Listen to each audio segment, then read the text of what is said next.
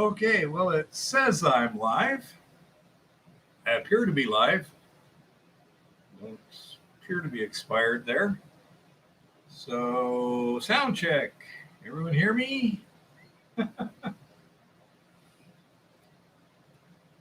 Everyone got decent sound coming in, as decent as this stupid mic does. Okay, good, Mr. Lodek. Okay, it says we got 5 people watching now. Hi, everybody. Hello, Roy. Oh, well, it's been a busy week. Mr. Lodek says hi, little one. The the situation is picking up in speed here. And Chris is on now. The This week I spent a fair amount of time actually doing construction. Hey, Dirty Goat. Michael, I don't recognize you, but welcome. Hey, Kevin. Oh, Kevin says, hi, Princess. Hi, everybody. And it's Tinfoil Hat Goddess. Thank you very much. Tinfoil Hat Goddess, yes. We need to get the appropriate nomenclature here. Yeah, I repaired a roof out there at the ranch, and they have this corrugated sheeting here. It looks like steel with a fine grain galvanizing on it. But apparently they coat it with something. I'm not sure what it is. I'm guessing a clear plastic. But whatever it is, it's slippery. I presume it's to allow the snow to slide off easier. Don't know. However, Kevin says he can't spell that, so you're just out of luck. So anyhow, once I got on the roof, it's like, man, it was ridiculous. I could not stand up. If I was on my hands and knees, only my hands had enough traction to keep me from moving. I was having to use the screw heads. So once I determined what the situation was, I went down, and luckily I had my climbing gear still in the truck from the last trip out in the field. So I got out the rappel rope and threw it over the roof, tied it to a tree, and harnessed up. And it was still slippery up there, but at least it wasn't dangerous. But yeah, it was a pain in the butt. That stuff was so slippery. Amazing. Then I had to hang a door. And here at the motel, somebody's faucet started leaking suddenly, so I had to go repair that. So I had a number of different little things like that. And hi, Roy.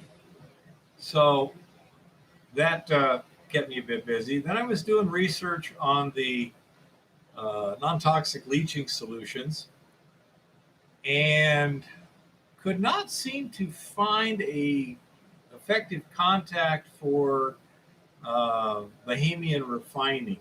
I didn't spend a whole lot of time at it because shortly afterwards I got a hold of I think it's Eco Goldex, if I remember correctly.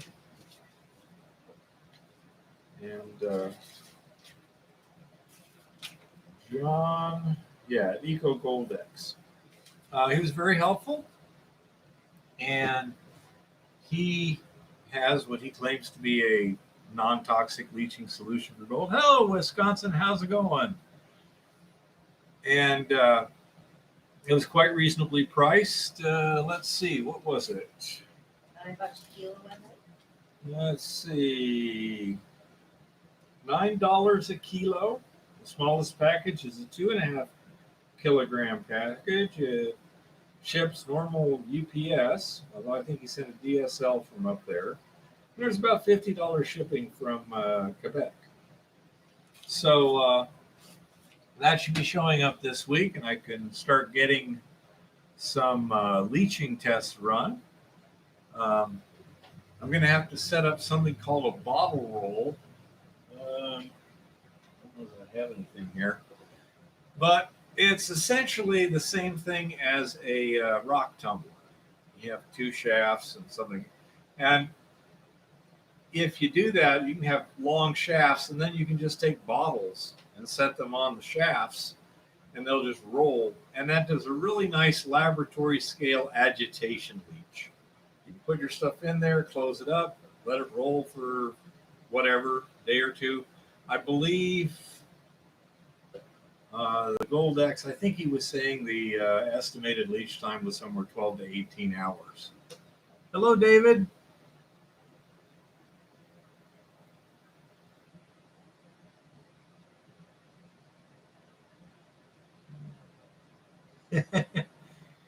Well, that stuff I was on was just amazingly slippery. Let's see. Someone says, is that the hydrogen peroxide one that was put out by Mount Baker Minerals?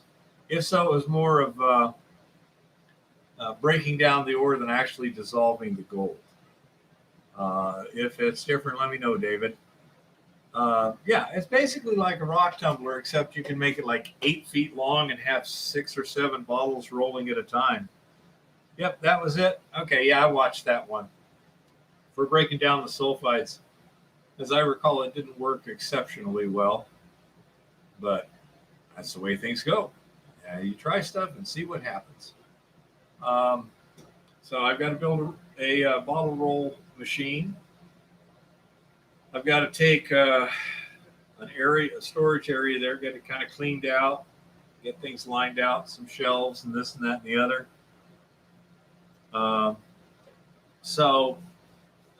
Got a lot of work to do there. The other thing that I like about the Eco Gold X is it works as a basic leaching solution. Now, the particular ore at Montana B has a lot of dolomite limestone in it. And as such, if it used an acid-based leach, you'd have to use up a lot of acid to neutralize the rock. So by going with a basic pH, we're already going the direction we want. So that's very good. So he seemed to have pretty good instructions, etc. Chris, I think you took a look at those. I think you'll agree with me. Those were pretty clear and thorough. Looking forward to getting some of that running. Miner Jim is not here today. He's on his way back to town from Spokane Bar, wherever that is, but he ain't gonna make it. So that's just the way it is. He got, believe it or not, he got talking and it took longer than expected.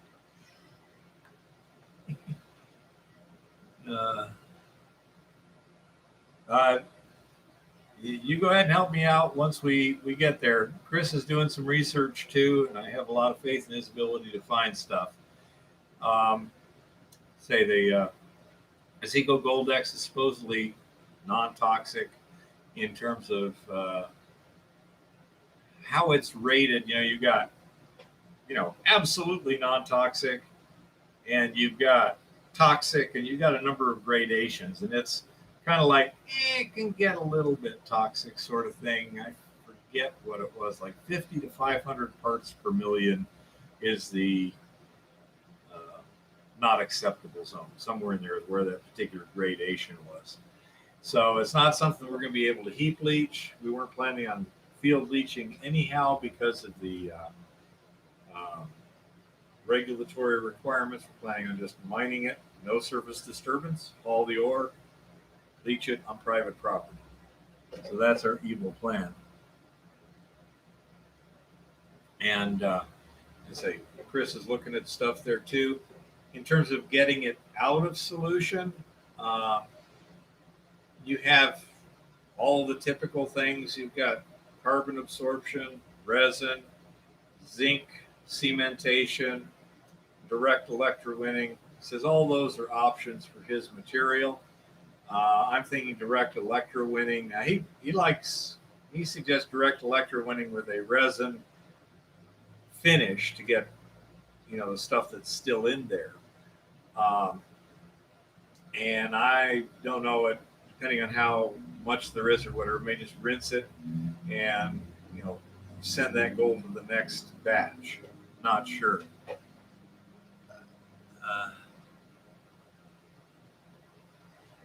Yeah, Chris, you got the Reno cell. You've got other things that might work. I mean, we could just have a series of cheap electrowinning cells set up in series. What I was thinking was like have troughs with each one maybe 3 or 4 feet long, packed with steel wool.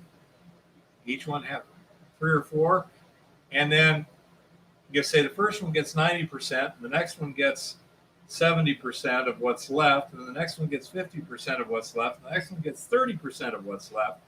Pretty soon you don't have crap left, and what you can do is after one is loaded, you take it off of the rack, move everything up, and put a fresh one at the bottom, just like you would with carbon columns, except you're using it with electrowinning cells. If you have inexpensive cells, and I was saying if you used like a stainless steel trough or a stainless steel liner in a plastic trough, then maybe a punch plate, plastic punch plate under, next, and then lay your steel wool on there, and then just put a copper bar on top. Just lay it on top there. It might work pretty good. I don't know. And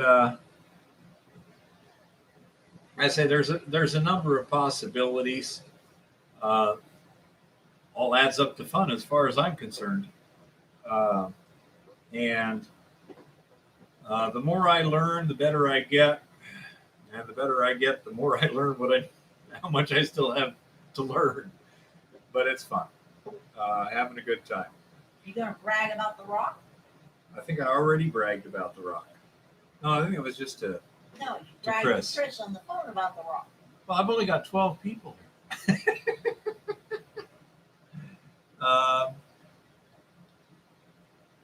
Okay. How are we going to filter it out? Excellent question.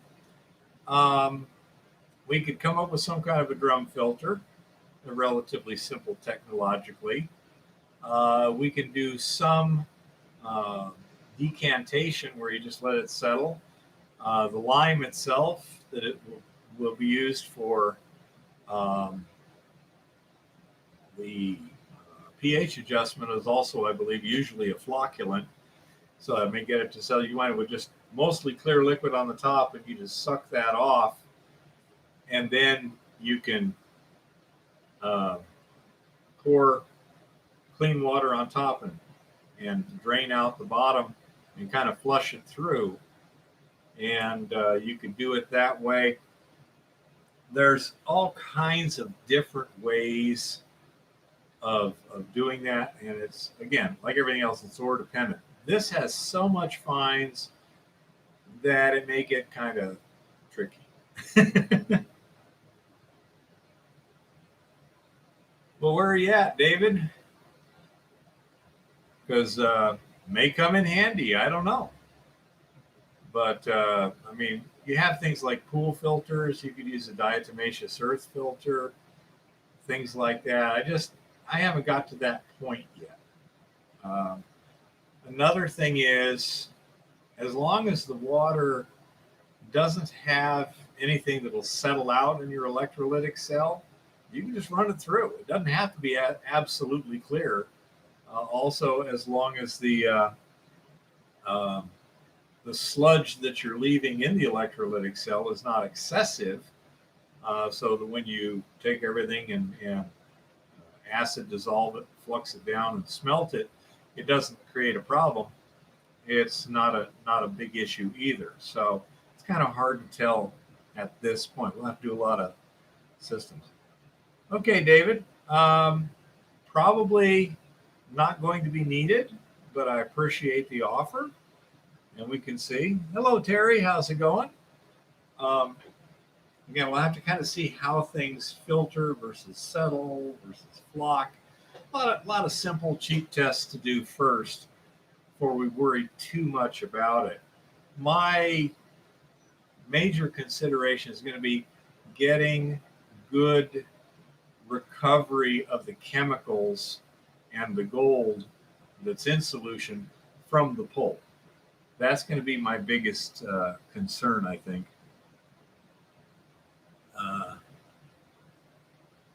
Yeah, we don't need anything that big, David. We're looking at probably between 500 and 2,000 pounds per batch. We'll probably just be starting with like 500 pounds per batch when we get into production sizes. Initially, maybe it's probably just going to be buckets, okay, because they're so easy to deal with. Hello, William. How's it going? And so, again, we'll be doing a lot of small-scale tests first before we get radical and start building any big, expensive equipment. One thing I got to do first is do a bottle roll so we can run those kind of tests. Man, David, you can kick ass. Yeah, a little bit more than we're going to need initially. Maybe later on. Let's hope. So, anyhow, got lots of fun things to do in that way. If anyone has a already planned out, like an article or something for a bottle roll, if you can just send it to my email, I'd appreciate it. If not, I'm sure I can fake something up. Hey, Lincoln, how's it going? Yeah, it's going to be a little while before I'll be needing extra hands. I do appreciate the offer. I will also have to see how my principal feels about bringing in other people. He's not real, paranoid or anything, but he likes to keep his cards pretty close to his vest. So I'm not sure how he's going to feel about that. But it's going to be, well, considering all the development work I have to do here, the sampling I have to do there, and some personal things that we have to get accomplished too, not the least of which are spring bushings for the truck. It's probably going to be a minimum of a month, and I would guess more in the order of a month and a half or two before we're actually moving any significant amount of material. And we can go from there. Keep reminding me to ask about that, though. And I'm not sure. It's entirely up to him. He who pays the piper calls the tune. So, anyhow, this week, what we did in the field was we went back out to Montana B, and for those of you who haven't seen the video I posted today, you can watch that and see what we did. For those who have, you'll understand what I'm talking about here.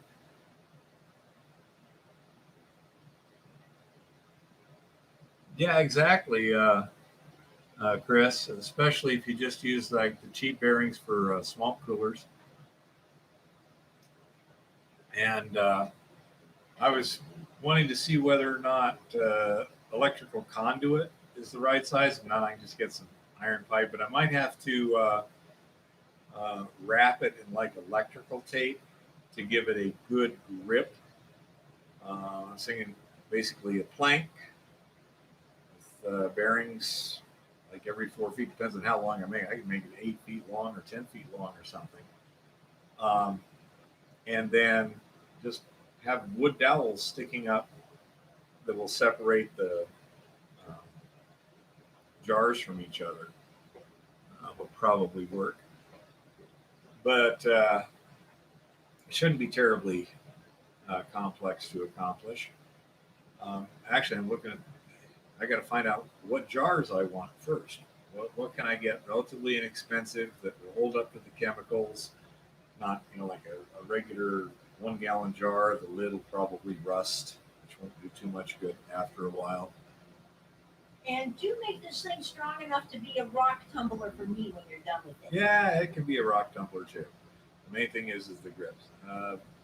Yeah, you can use O-rings probably, Chris, because you only need a few points of contact. but electrical tape's cheap, especially when you buy it a 6-pack. Um, so we went out to Montana B, and the purpose was primarily I got my rigid Sawzall in the mail finally. What happened was it was here. It was at the post office, but nobody put the little note in my PO box that it's on the shelf that I need to pick it up. So Monday I go in there and I go, excuse me, I have a tracking number. He goes, oh yeah, I think it's right here. Oh yeah, there we go. Um, Mr. Lodak, sorry to distract you with the 6-pack. Sorry. But anyhow, so I had the saw and we went up there to retimber the opening. I'm really not sure. I would guess a 60-degree decline, it would be a collar instead of a portal. But whatever the heck you want to call it, the way they had originally timbered it made no sense to me. It's like, man, I would, if nothing else, I would have built it another foot wider so that my lagging would come down and actually hit the bedrock, so it'll stop stuff. I just couldn't believe that at all once I got it torn apart there. That was a huge gap. And if you saw the video, you saw the picture there, or you saw the picture when you came in, you saw a big rock sitting on top of the lagging deck. It was a huge rock, weighs more than me. Yeah, it probably does. Anyhow, so Eva, okay, containeronopackaging.com. Okay, let me see that. Oh, pen. Where are we at?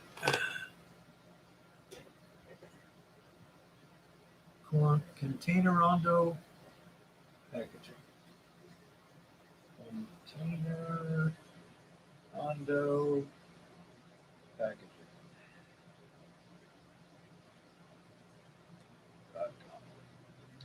Okay, Chris. So anyhow, I went and started at one end, cleaned off where you could actually see the structure that we were finding ore in, and kind of worked my way around. And about 2/3 of the way around was a big rock. Now, up to that point, I was pretty much just working by hand, picking up rocks, throwing them to where I'd already timbered, filling that in, and just letting the dirt go. There wasn't much I could do about it. And it was just going down into the declay. And wasn't bothering me a bit. Some rocks, were going down there. This rock, it was big. It was like a 200-pounder. I did not want that going down that decline because it would knock out stoles, smash through the deck down at the 40 level, things like that. And I just did not want it to go down. Unfortunately, how do you get it up? So I went down the hill, got some ratchet straps and stuff, came back up. I threw a tow strap around it. It had loops on, so I was able to make a cinch loop out of it. Then I took a small ratchet strap and went around it this way to latch that loop in place so it couldn't slide very easily. Then I went up the hill where my safety line was, hook a Jumar to that, hang a big ratchet on that, and then run a strap from the tow strap around the rock up to that ratchet. Got some tension on it. Figure, okay, I can tension that up to where it stops, and then if I have to, I can get Eva to take a plank and stick it in there or something.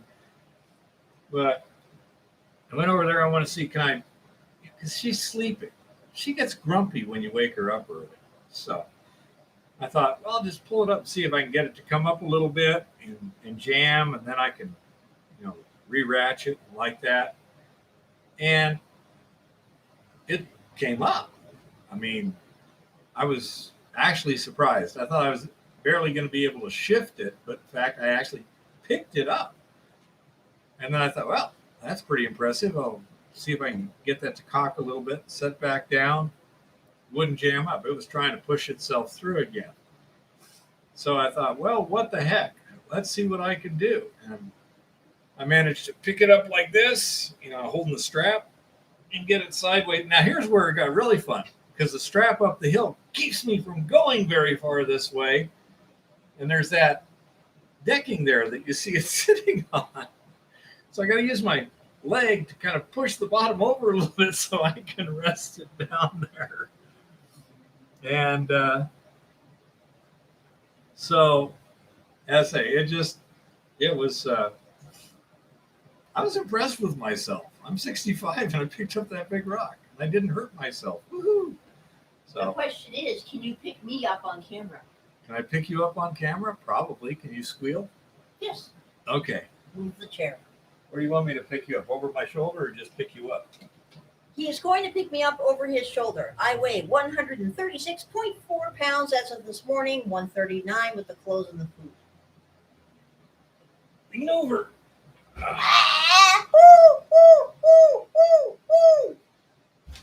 Whoa, dude. Anyhow. Okay, we ain't gonna do that again. What kind of a hoist system? We haven't installed it yet. I have a system I'm working on. We have the head frame, and we'll probably, depending upon, Chris, it uses a metal ladder as both a ladder and a track, and probably we'll go down the middle decline first, simply because the lower decline already has a ladder in the way on one side and a big 4-inch air pipe on the other side. So once we do the sampling and figure out where we really want to start digging, then we'll worry about it. But the system is designed to be versatile, relatively easy to install. And in this case, it also, the head frame integrates an attachment point for a pulley, so you can run a high line down from the head frame to wherever your vehicle is.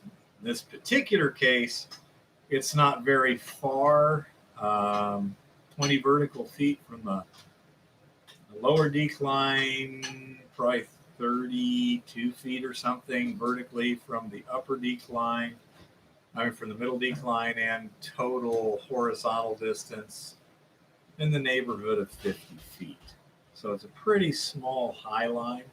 And I'm thinking just using buckets because they're easy enough to do,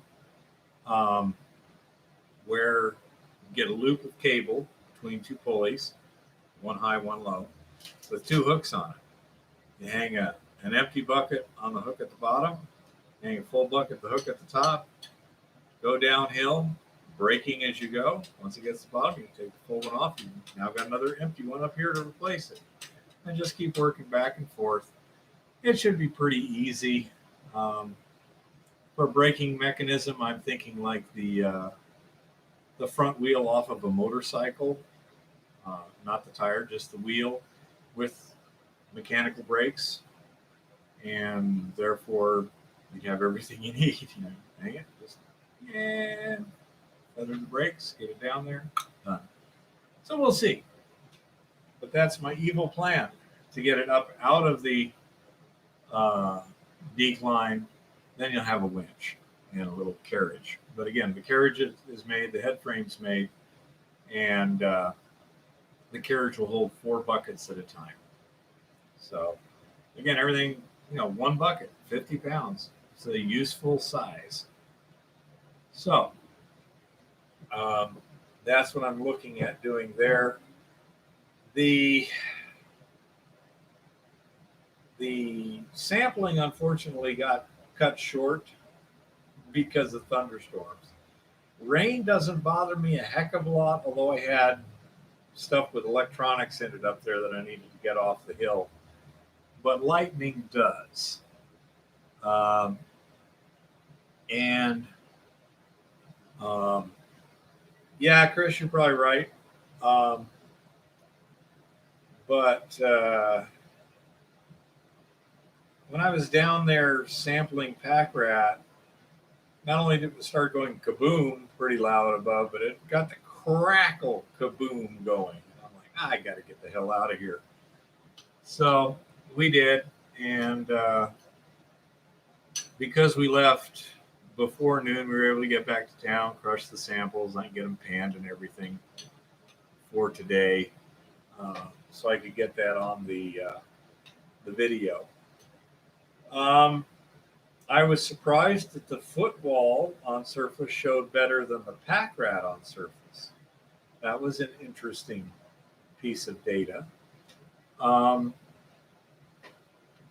The pack rat structure at 15 feet looked like typical pack rat high grade. Yep. Heavily iron, not much else in it. Lots of real fine gold.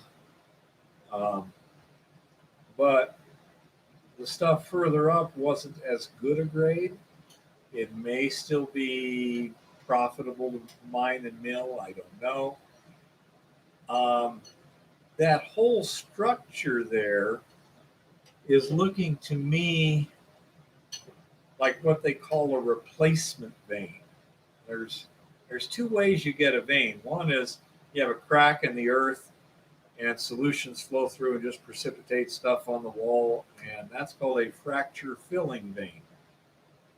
And then there's something called a replacement vein where the solutions flowing through the crack are actually dissolving wall rock and precipitating some other mineral in its place at the same time. And that would account for a number of things. First of all, you have an extremely irregular structure. If you looked at everything else there, you could see that sedimentary layers were darn consistent. And yet, that one layer, the pack rat layer, well, it's fairly consistent in width, although it gets bigger down below in places. It was very inconsistent in terms of what was in it. And that makes perfect sense if you have solutions flowing through and eating cavities here and going there and doing that sort of thing. So that's my guess as to what it is. I didn't have time, what with the leaving early, to test all those layers there. I need to do that on a future video where I take acid and actually test each layer. The foot wall, I can tell you, was quartzite because I crushed and panned it. And then looking at the coarser stuff, the 16 mesh plus, I wet screen it so I can look at that and examine it. And you can clearly see the quartz grains bonded together with a medium iron stained matrix. Okay. Don't know what the glue was, whether it's silica, calcite, whatever. Don't know. Again, didn't do any tests there, but it is a quartzite. And it is pretty. So I'm thinking perhaps the pack rat structure is actually dolomite. And the reason I'm saying dolomite is because in the studies at Montana Tech, they found about 1/3 dolomite, 1/3 quartz, and 20% iron. So where's the dolomite? I don't see any dolomite in the quartzite, although it could be the binding agent. My guess is, though, that if that was a dolomite layer in the midst of all this quartzite and the mudstone stuff, that's also real fine grained like quartzite in places and such. So if that's the only dolomite layer in all of these, in this area of sandstones, that might be why the pack rat pockets have been put in it and not other places. It might also be why they look different than what I call the perpendicular veins. The perpendicular veins might have broken across and had their own, those might be fracture filling veins. But the solutions from that, as they work their way out, chemically get changed. You're now, instead of fracture filling with very little interaction with the wall rock, now you got lots of interaction with the wall rock. And that might be why we have two apparently different types of veins in close proximity to each other. Not sure. My funny rock didn't get upstairs from the truck. No, it's still in the truck. So that's one of the things we need to research,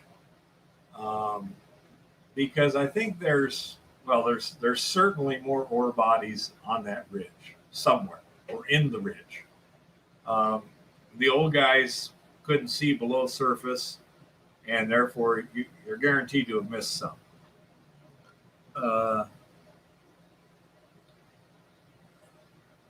Could be in the stuff from Montana Tech. They didn't say iron carbonate; they said iron oxide. So I'm not sure. I'm not sure what the EDM can differentiate, but they specifically said iron oxide.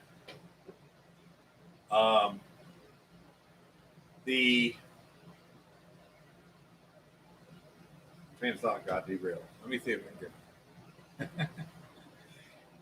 I need to do more research on what those individual layers are and what makes the pack rat layer different and what the perpendicular vein is and whether or not it's consistent with the stuff in the pack rat structure. It's possible the pack rat structures were put in millions of years differently than the perpendicular veins. I can't tell. It can be ascertained. The guys with the letters after their name and the real expensive equipment can figure these things out, isotope ratios and stuff. But it's beyond my ability at this time, but I will work on that question because I know there's more ore in that hill than has been discovered. I may just have to continue sinking on the pack rat vein there. The old guys went a lot deeper in the perpendicular vein than they did in the pack rat vein, and the ore grade was dropping after they got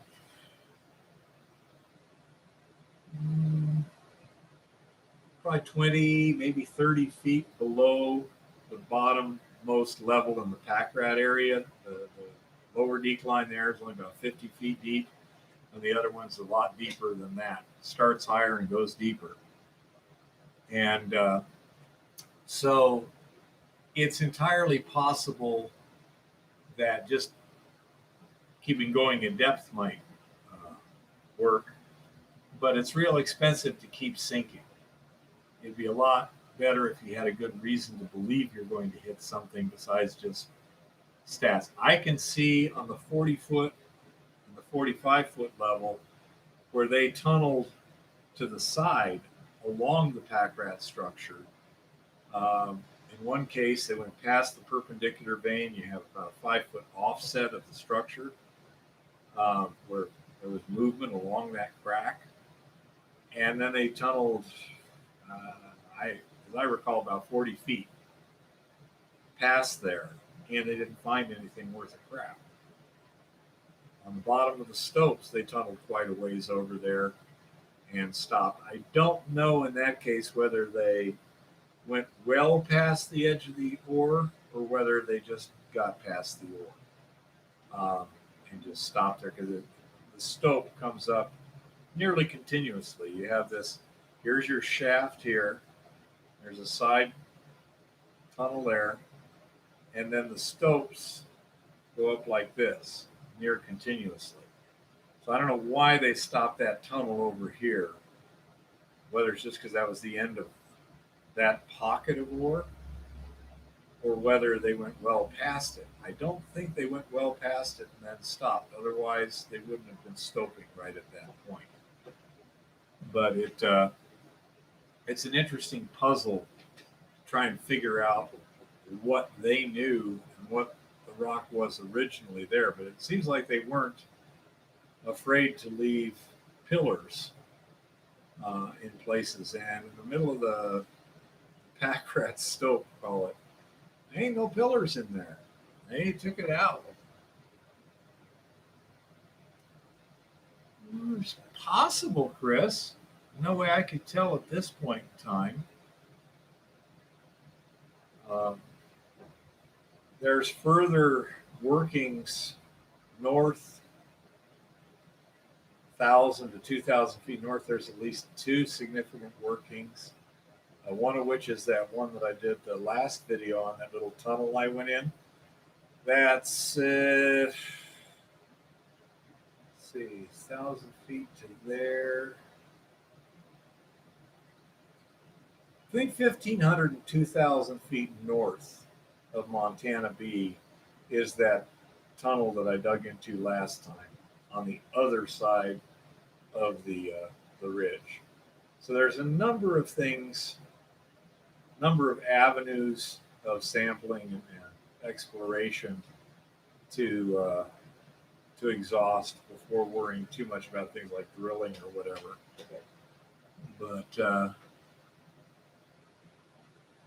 how far from the center line of the main vein? Okay. Which main vein? Let's say the ridge is going this way. Okay. There's a perpendicular vein runs this way. It's near perpendicular. That's why I call it the perpendicular vein. Okay. And then you have these strata that are laying there, and the pack rat is almost exclusively on this side of the perpendicular vein. The only thing that they did on this side was they drove a tunnel about 40 or 50 feet into the wall, obviously looking and not finding. My sample shows squat. They spent no time at all trying to dig anything but just an access tunnel. So this side appears to be where all the mineralization was at this location. There are two more structures further down the ridge that I do not see any associated perpendicular vein structure. The one 1,000 feet north has a perpendicular vein structure and a replacement vein pack rat type structure together in the same place. The assays there didn't show too well. Although on the other side of the ridge, about 50 feet down, there's a little working. Some stuff I picked up on the surface there did come back reasonably good. Not great. I'd call it low to mid grade, but at least it was potentially lower grade. And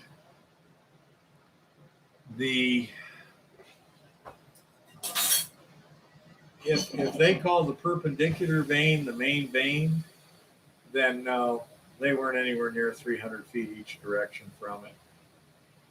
So that would not have stopped them, Chris.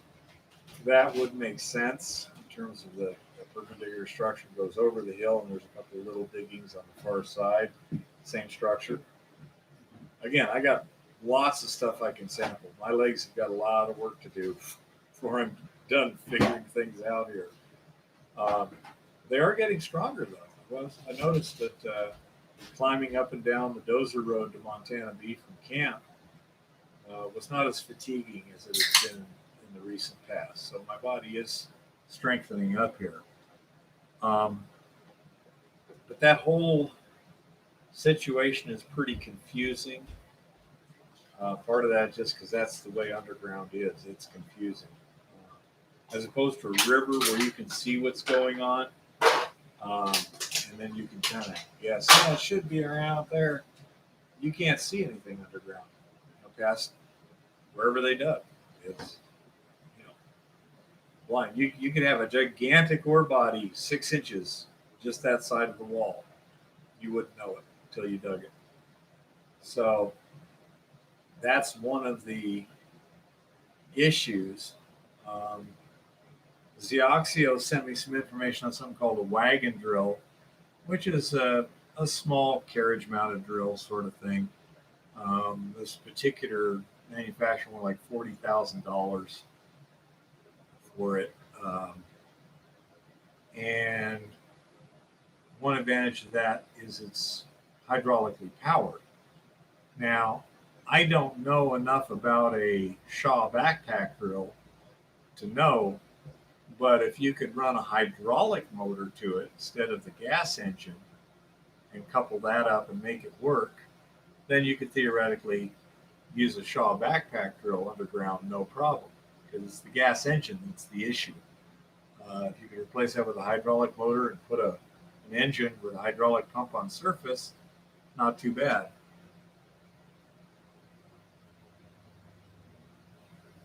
No, Chris, I'm talking an actual river right now, not the old river. So I'm talking about a river right now. You can look and you can watch the flow of water and see what's happening and at least make a guess. You also have a darn good idea if there's gold in this part of the river, there's gold in the next part of the river, and the next part, and the next part, and the next part. You just got to find the proper traps. Yeah, I don't think I'd want to run propane, Chris. Too little ventilation.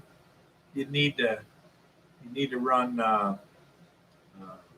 some kind of forced ventilation, even for propane, because it just doesn't have a good draft through that mine.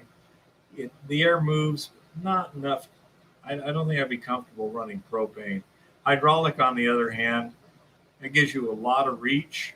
You just need hoses. Well, there are some and couple them together. Down there already. Those wouldn't hold hydraulic, little one. Hydraulic hoses, the size you need would only be like this big. Would they hold air? Yeah. Oh, the air thing? You'd have to set up a whole bunch of stuff for that, which currently isn't I needed. just wondered because the metal pipes are already there. So. You could run ventilation air through there, yes. Okay. But ventilation air is not hard to get there. You can use the equivalent of the hose for a dryer. Will run ventilation air. It's not a problem. Either that or we can take out those metal pipes. Pneumatic would also be an option. You could run an air motor. It would depend. Do you have an air compressor? Do you have a hydraulic motor? That sort of stuff. William, diesel or propane has the advantage over gasoline in terms of it doesn't produce much in the way of carbon monoxide, but it still burns oxygen. And this mine right now, while perfectly adequately ventilated for handwork, I don't think, especially at the ends of workings and stuff, would have the kind of ventilation you'd need to do that. Although you could, run ventilation lines and this and that. But if you've got a motor and a hydraulic pump, and I kind of get the feeling we can probably cobble that together with stuff from the back 40 out here,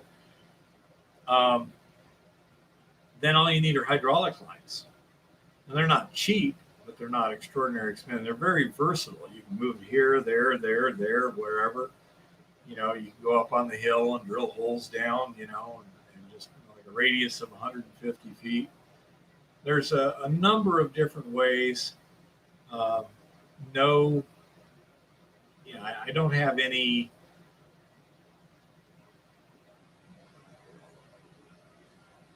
bias right now in terms of what would be best. Whatever works when we need it to work. The nice thing about a Shaw backpack drill, we can do surface sampling right now for a reasonable price. We could drill holes pretty easily technically it wouldn't be difficult. Easily is a different story through that quartzite. That quartzite's going to, resist.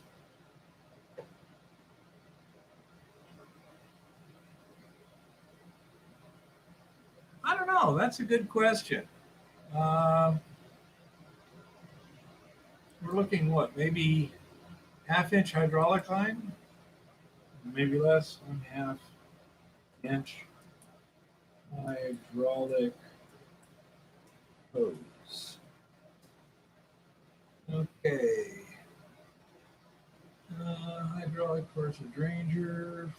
Let's just try Granger just off the bat. They're not going to be the cheapest. No, that's not hydraulic. 100 psi. Ha! I don't know what you're talking about. That ain't hydraulic. Medium pressure bulk. Let's see. Hello. Good Lord. H1 bulk hydraulic hoses. Hose length 50 feet. $200.19 for 50 feet. That's low pressure. That's only 350 psi.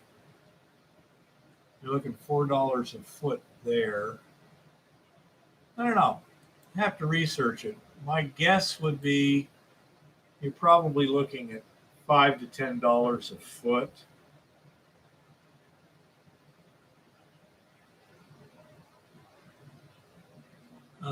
Jack leg or stoper, handheld small pneumatic. Well, if you can't get the air compressor up there on a quad, you're going to be out of luck permitting wise. Okay, that's one of the problems. You need a, access is not quite by foot. But you can get up there in a quad on an old dozer road, but to refurbish that for like a pickup truck, technically would not be very difficult. It's the permitting issues I'm looking at right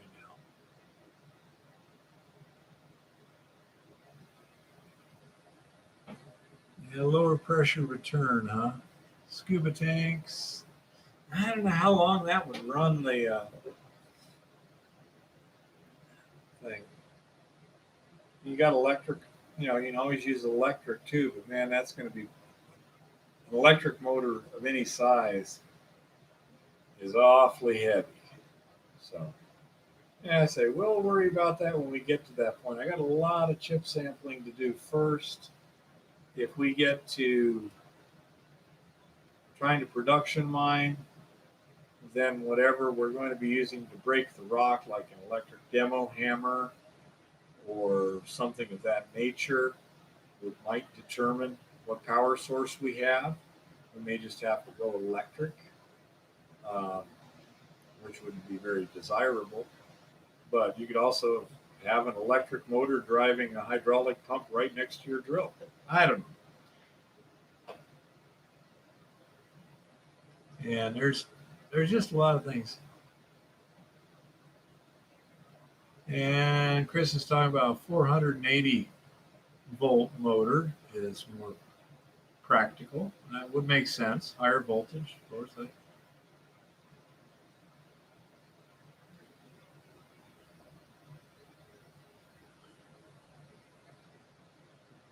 Yeah, William, that might work. I don't know.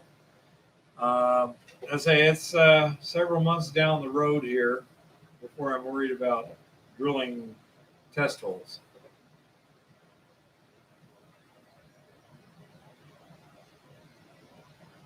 Yeah, you can rent one, or you can even buy one and just put it on a. If you were to get a little, like a quad trailer, and just mount a generator to it, that would be perfectly workable. And you could get that within 50 feet of cord from the portals. So there's a possibility. One thing about that, you're going to need some pretty heavy wire.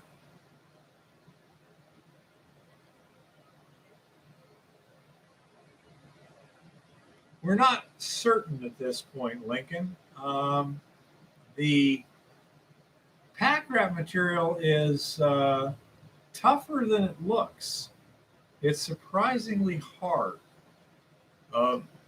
Aside from that, I don't know. The stuff in the perpendicular vein, on the other hand, doesn't seem to be nearly as durable.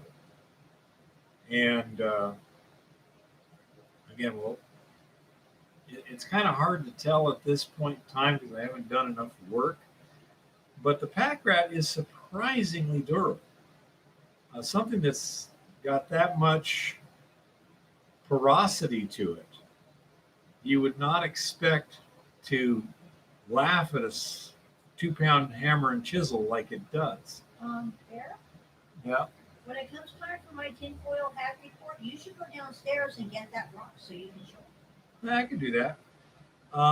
You can use it for up to, yeah, if you were running like a Shaw backpack drill like that, it might work just fine. Again, not sure exactly what we're going to have to do first to and things up. For example, if I just had a 3,000 kilowatt generator and parked it right outside the middle decline, I could run well below the 40-foot level with my two 50-foot 10 gauge extension cords and my Hilti. So that might be the way we start. You got to do a lot of research on the extraction processes, get all of that defined. Got loads of fun stuff to do here. I want to work on that. Sure. You can have the rest of them. Well, there's also, we really need to try and trace that structure down along the hill a little bit. They didn't seem to trench anything that we can see over there. So I'm guessing they found an outcrop here or an outcrop there or a little bit of float or something like that. That's how they found it. But they weren't just like trenching along the pack rat structure looking for signs of ore. I don't see any reason not to maybe do something like that where it's buried only under a couple inches of soil.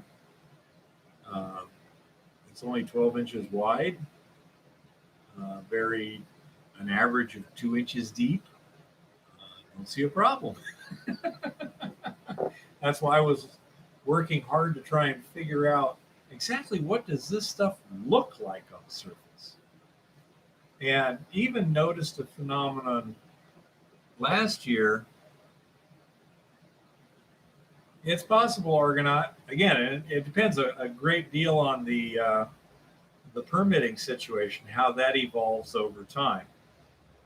If the permitting becomes fairly straightforward and easy, then you can just basically get anything decent that you want. I rent a D6 for a day, dress up some roads up there, and haul up a real compressor and airlines and things like that. It would be perfectly doable if the permitting wasn't prohibitive. Right now, it's simply impossible. Not even prohibitive. Impossible. They will not do it. So we're kind of screwed. As I was saying, one thing you even noticed last year when she was checking the different rock types in the dump, so she was sorting them so I could then sample them and see what seemed to have gold and what didn't. She noticed that some of the rocks, while superficially looking non-porous, would absorb the water quite well, quite readily. And other rocks, while superficially looking like they might be porous, did not. And so today I was looking at porosity in the rock, checking the exemplars. And it seemed like the existing porosity in the rock in these few samples correlated reasonably well with the ore grade. And so it's also possible that either underground or on surface, while following structure, you can just clean it up, take a brush, clean up, pour some water on it, and observe the water. If it soaks directly into the rock surface, it would show. As a matter of fact, um, when Eva does her tinfoil hat report, she's got a doozy for you. Um, I can go out and get some of those exemplars, and I can actually show you what happens. I don't know how it's reasonable resolution there. I think you'll be able to observe it at that distance without having to refocus the camera. And I'll show you what I'm talking about. It's quite unusual, um, but that also appears to be a parameter that might be easily detectable and yet correlates quite well with ore grade. As a matter of fact, my principal uses a nickname, so to speak, and this would apply mainly to the stuff in the perpendicular vein structures. But he says that fluffy rock. By that he means it's vesicular, it's porous. You can see holes in it, but yet you can hit it and go ding, ding, ding. It's weird. So, as we spend more time sampling on a tighter and tighter basis, we've got, hopefully we'll find the magic formula, so to speak, so we can walk down the hill, take a look at a rock, and have a good idea, is that ore or not? That's the goal of a lot of this. Another thing, when you get into the leaching of the ore, now you have an added complication that comes in terms of trying to determine the amount of gold in the solution as opposed or in addition to what's in the rock. Generally, you need to know what's in the rock, then you're going to crush it, you're going to add solution, you're going to spend some time, and now you want to know how much of the gold in the rock made it into the solution. It's very, very important to optimize your economics and your extraction. And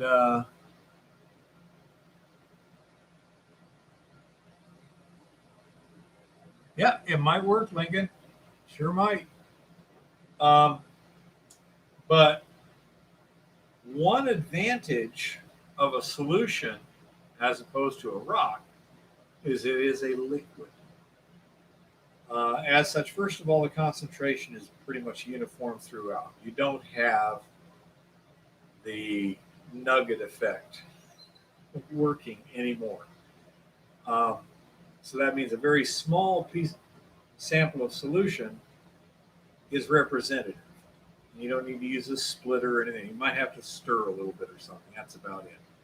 So that's a good thing. The other thing is there's a couple of types of analyzers, an AA or an ICP analyzer, and they're specifically designed to take a liquid, introduce it into a flame or an arc, and then use photometric methods to determine the elemental composition of that liquid. I'm not familiar specifically with ICP, stands for induction coupled plasma.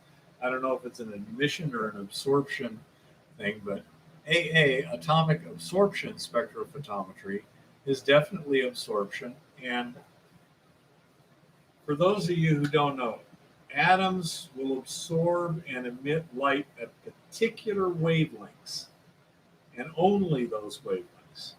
This is why certain minerals will fluoresce and other ones won't, because they're taking photons of a particular energy to fluoresce. They absorb them and then they re-emit photons of a lower energy, which is in the visible light range. In the case of atomic absorption, you have an oxyacetylene flame, and you introduce your liquid into the flame. This vaporizes the liquid and excites the atoms, and then they will cool down, and above the flame you'll have a gas that contains these atoms, Then you will have a lamp which shines light through that gas, and the analyzer will determine how much of that light is absorbed by the gas, which correlates to how much of the element in question is in the gas. These are relatively sensitive, uh, 1 part per million sort of thing, uh, or that would be about a 0.03 or less. Uh, but they're also very, very simple. You just take a capillary tube and stick it in your liquid, and you go, "Can you tell Randy I'm on the live stream?" And Hello, Randy. He's on his live stream right now. Call him back when he's done, or do you want him to call you tomorrow? the Okay. basic principle is that atoms emit and absorb frequencies. I think ICP may be an emission one where you actually have an arc creating this light. It's analyzing the light coming from it. Not sure. But the main thing is it's fairly simple.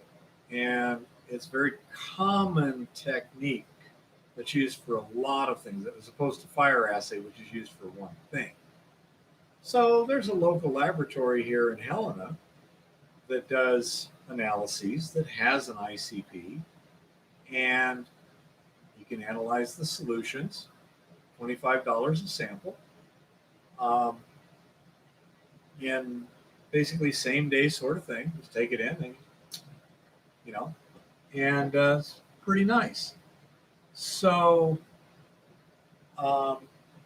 this allows us to see what's getting into solution from the rock very easily.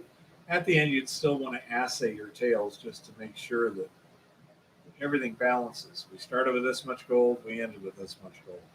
How much is still in the rock? How much went into solution? Etc. When you're extracting the gold out of solution, you want to know how much remains in and how much you got. To do all these balance equations, you have to have numbers, and this allows you to get those numbers pretty easily. Yeah, exactly. One of the big problems with laboratories can be turnaround time, prep, things like that. And the big labs are designed for big boys, and they tend to have big turnaround times.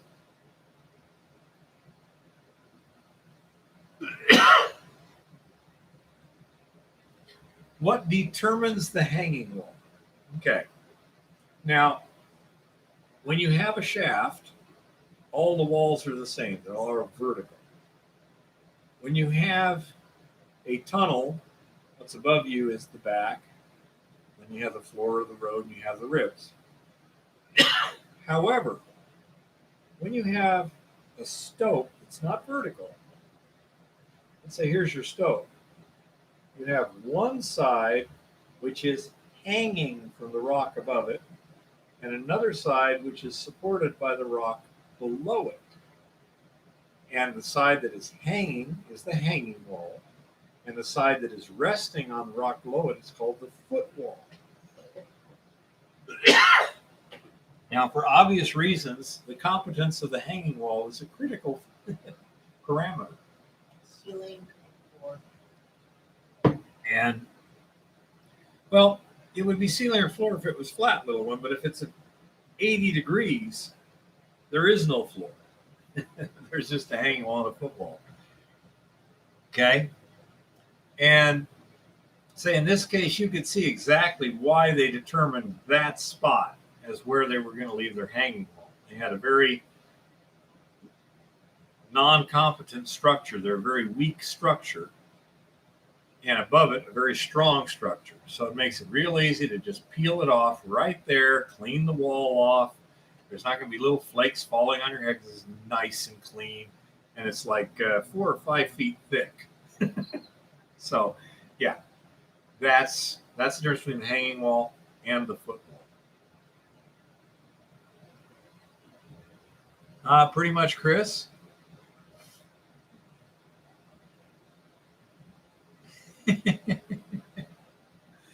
So, anyhow, that's they have these specialized terms for a particular reason. Every trade has its nuances, and to someone who's not operating in that trade, they don't make a heck of a lot of difference. What's the difference between an adit and a drift and a shaft and the winds? Well, they're both horizontal holes through the rock, and the other two are both vertical holes through the rock. But a winds is collared underground, and a shaft is collared on surface. And so, just like a carpenter, when he's looking for a drill bit, he'll tell you exactly what kind of drill bit he wants for that, because it makes a difference with his level of knowledge and skill. It makes a big difference. So that's why they have these terms, but that's specifically what hanging wall and footwall is. I'm going to try and remember more and more to do things like a little notation when I use the terminology, so that the people who are not professional miners or that familiar with terminology can get better informed. Probably the biggest one that I see misused is the term tailings. The dump outside the mine portal is not tailings. That's a mine dump. Now, maybe a waste dump, which it probably is, or it might be an ore dump. Typically, it'd be separate then, but that's a dump. It's not tailings. Tailings is the finely crushed rock that's left over after extracting the mineral at a mill. And it's going to be some kind of sand or powdery type substance. That is tailings. And it's a very, very common error when people say there is tailings here. So if somebody ever used the word tailings and you're not sure what they're using and you need to know, ask, because there's about a 50-50 chance they're wrong if they're not a professional or using it properly.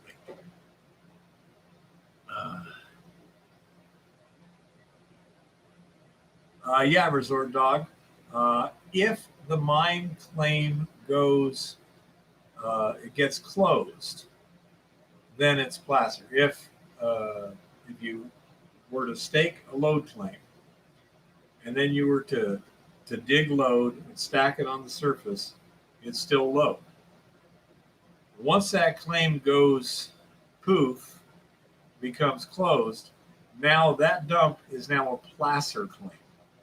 Okay, that's now placer. It's no longer attached to the center of the earth. It's unconsolidated material.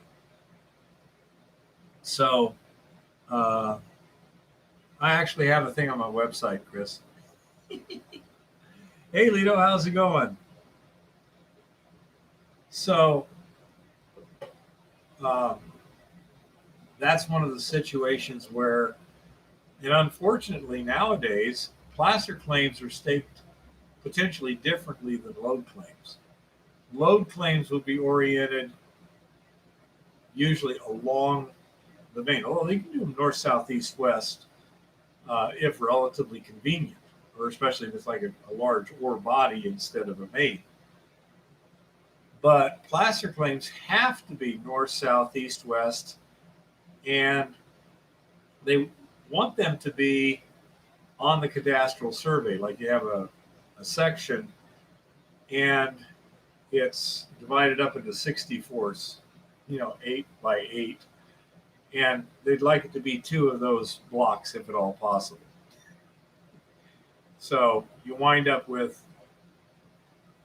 a placer claim on the same spot, doesn't orient the same as the load claim on the same spot. They're like this. It can happen quite easily. I think you can do gulch claims, Chris, but they really don't like it.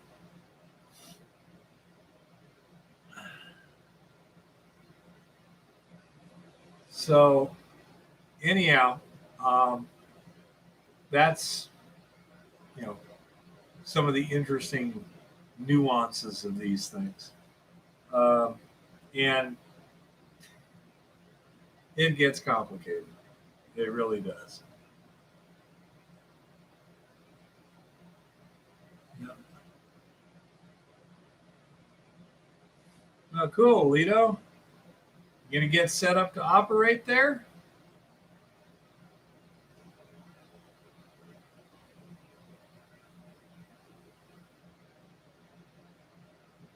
Yeah, that's usually the way it goes. Resort, because the load claims 1,500 feet by 600 feet, and the placer claim, I believe, is 680 by 1320. They do like to make life difficult. Yep. Got it sharpened up so it'll penetrate well. Um, so anyhow, let's say that's kind of what we're doing right now. And one of the things that's a little confusing is if somebody has an active load claim that they staked on unclaimed but open to claiming land, and if somebody wants to stake a placer on top, some judgments have come down saying basically kind of you can at some point, and others are like, well, no, you can't because the load claim owner owns the surface rights, and you can't get a sample of the placer without, it's weird. So, when in doubt, stake a placer over the load if you want to make sure you get those domes. So that's one of those things where, let's see, Resort Doc says you can't do it, not even if it was your load. Now, that I think is one of those things that there's probably disagreeing court cases on. Because how can they prevent you from getting a discovery on your own load claim? You own the rights to it. Yeah. That's what Chris Georgie says, but BLM here didn't know anything about that. The law is clear. Yeah. Case law, on the other hand, often bears no relation to real law. If you heard Eva in the background, she said the actual regulation or laws are clear, but the case law has gone both ways. So, I say it gets weird. Then the placer gives you all rights to undiscovered loads you encounter, only if you then stake them load. I say it's always been a little bit of a niche in the legal profession to begin with, which is a mess. Whereas, I don't know if I think one of Robert Heinlein's characters said it once, but it was the law is an ass. But anyhow, the whole situation gets so confused at times. It's just ridiculous.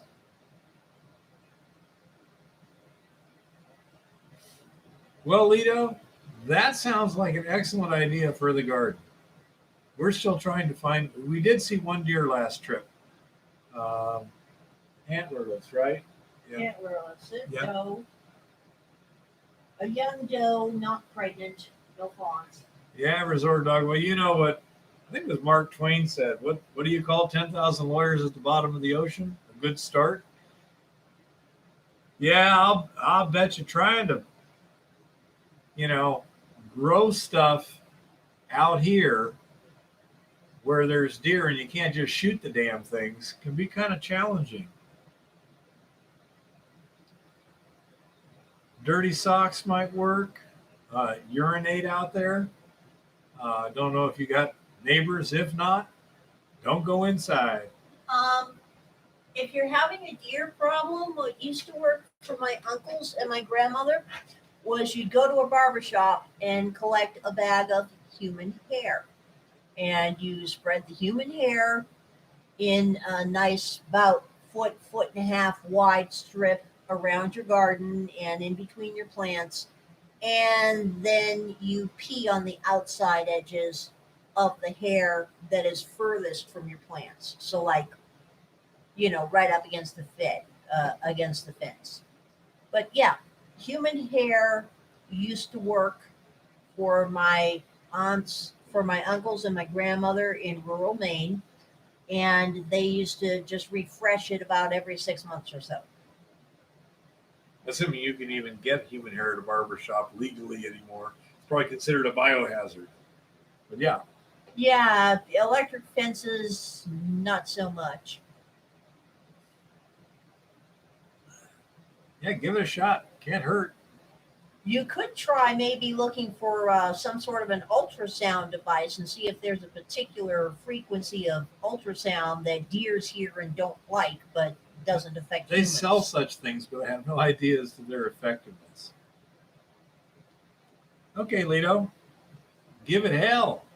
Yeah, let us know how it works out. 440-volt electric fence. Not only keep them out of the garden, but cook them up for dinner. Oh yeah. Uh,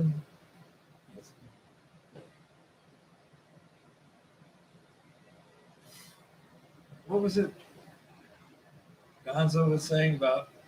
The other thing my uncles used to do and my grandmother used to do when they killed a deer or when they butchered any animal, they would paint some of the blood on the outer fence posts where the barbed wire was, so that the other animals could smell it and stay away. It's not a bad idea. The not at 100 amps, Chris. But yeah, Gonzo was something like hunting deer with a 20 millimeter HEI. Says you kill it, you skin it, you gut it, and you cook it all at once.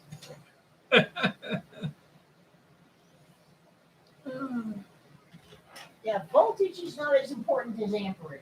Resort Dog says blood meal in the garden made the dogs dig.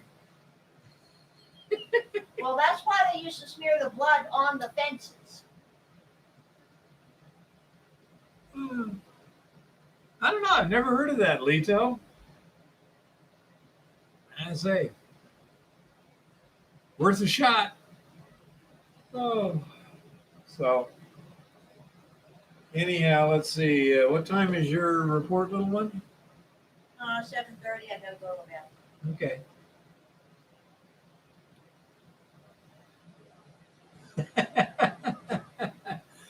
Yeah, Pat. Just hold him by the feet and mop up the oil spill. That would be funny. Them long hairs.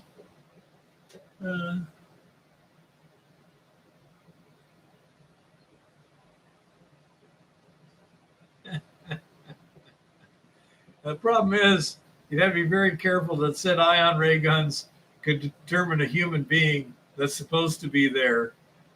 Otherwise, life also would get too try interesting. subsonics. Subsonics supposedly help plants grow too. I think it was a hole in the ground with a lyre at the top. I believe that's what it was.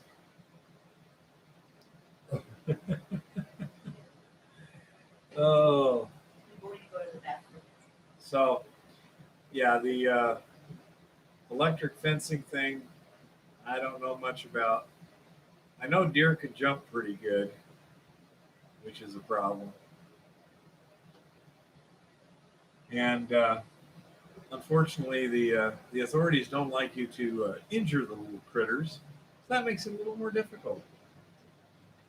No problem, Mr. Virtue. In about 15 minutes, Eva is going to give a pretty wild tinfoil hat report. She found something on the internet that was just, I don't know how to describe it. Shocking isn't kind of the word. Insane, bizarre, just, and you can imagine if it was like anybody. I will read it. It It's- will speak for itself. It's just, this was, can I tell them where it's from? Report. Yeah, from Forbes magazine. Okay. Forbes frickin' magazine.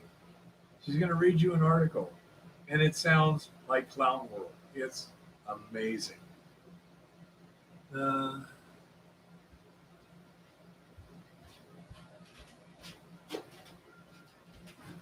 Pronghorn's belly crawl, huh? So my brother said he saw a deer belly crawl under a fence one time. Oh yeah, they will. I don't know. I just I haven't had a garden in long enough to worry about. Mine was ground squirrels over there in Arizona. I had 2-foot chicken wire around my garden. And I just climb up it on the other side and climb up on the corn stalks and sit on top of an ear of corn, chomp, chomp, chomp, chomp, chomp. I found that a 22 pellet rifle works pretty well.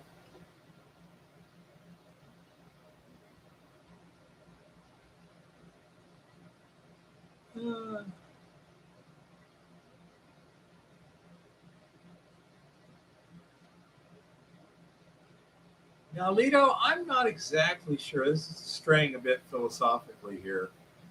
But people who are so attached to a philosophy or a religion that they can't see reality, so to speak, those are immune to reason. There are people, on the other hand, who believe in certain supernatural or existential beliefs that have no trouble dealing with reality because they don't attempt to impose their beliefs on reality. They simply look at reality and go from there. Oh, this is not fake news. This is an actual report. Did you get that right off the Forbes website? Yep. Yeah, she went right to I'm Forbes. getting right to it right now. Yeah.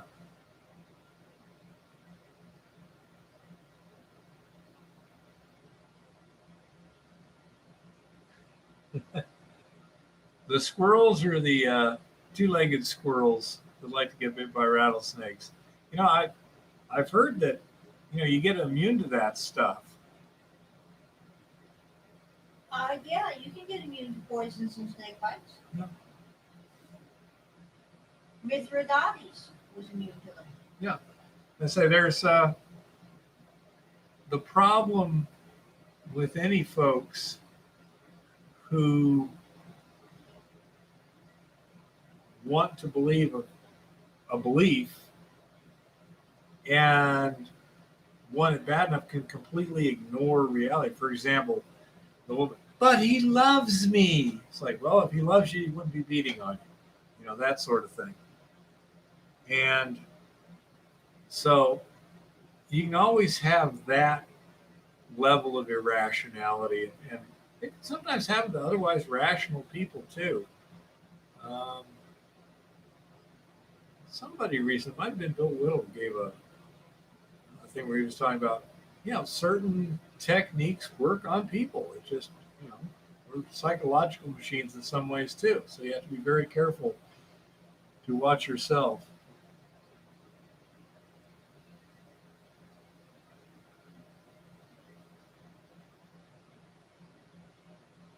Yeah, I had a friend once who gave me a book called The Biblical Basis for Modern Science. Quite an oxymoron. And it was basically a young earth sort of treatise. And I mean, it was like that thick. Okay, look, I'll read this under one condition. I get to critique it, and you will read the critique. I'll do it, carefully and everything. Just read the critique. And it was amazing that, well, Lito, you can email me and then I can get you my phone number, hardrocku@outlook.com. And the guy who wrote the book put in there near the beginning, I believe the Bible is the inerrant word of God, and therefore there is no, if there's a conflict between it and science has to be wrong, etc. Okay. And then he all said, and there's no metaphors in the Bible, It's literally true because it's the word of God. It's like, oh, okay. Oh, let me write it down, Lito. I tend to forget things.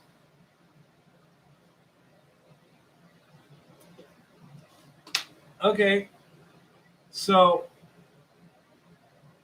then around page 90 in the book, he was talking about when the devil tries to tempt Jesus and takes him up on top of the temple to show him stuff. And he says, now, only God can create miracles of creation which violate the laws of nature. But the devil can create miracles of providence where things just are highly unlikely but can nevertheless happen. But because transporting Jesus up to the top of the temple in no time would be a miracle of creation, and the devil's not able to do that, it must be a metaphor, and he was actually doing it mentally or something. And I'm like, okay, so you just contradicted your most basic postulate. There are no metaphors. Because if there's metaphors, it allows a lot of latitude.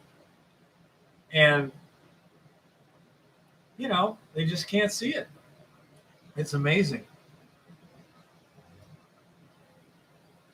It's okay. I'll try and call you when Eva's on here. Let me. It's going to be a few minutes because I'm trying to find. Let me see if I can get your stuff here. Do you go by Lito on the email? Let me get my email program up on another window.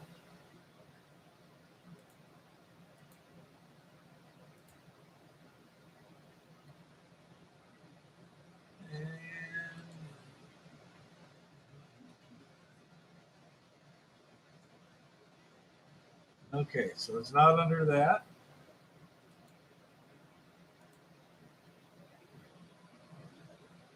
Have fun, Mr. Loic. Thank you. Okay, Lito, I may have your phone number and email, but it's not under Lito, Idaho.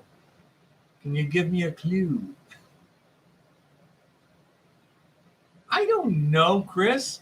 I'm just trying to fill in time before Eva gets here with her report. Yeah, I'm working on it here. Nobody has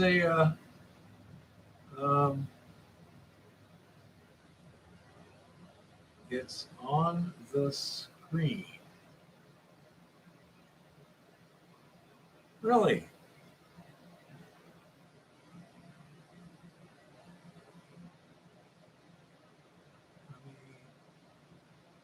See if what he means is that he just emailed me. Okay, it's not just there. I'm confused. What's new?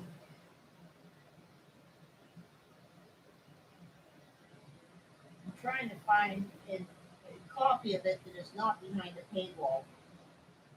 My number is on the screen. I'm very, very confused. Oh, okay. Now it showed up. Okay.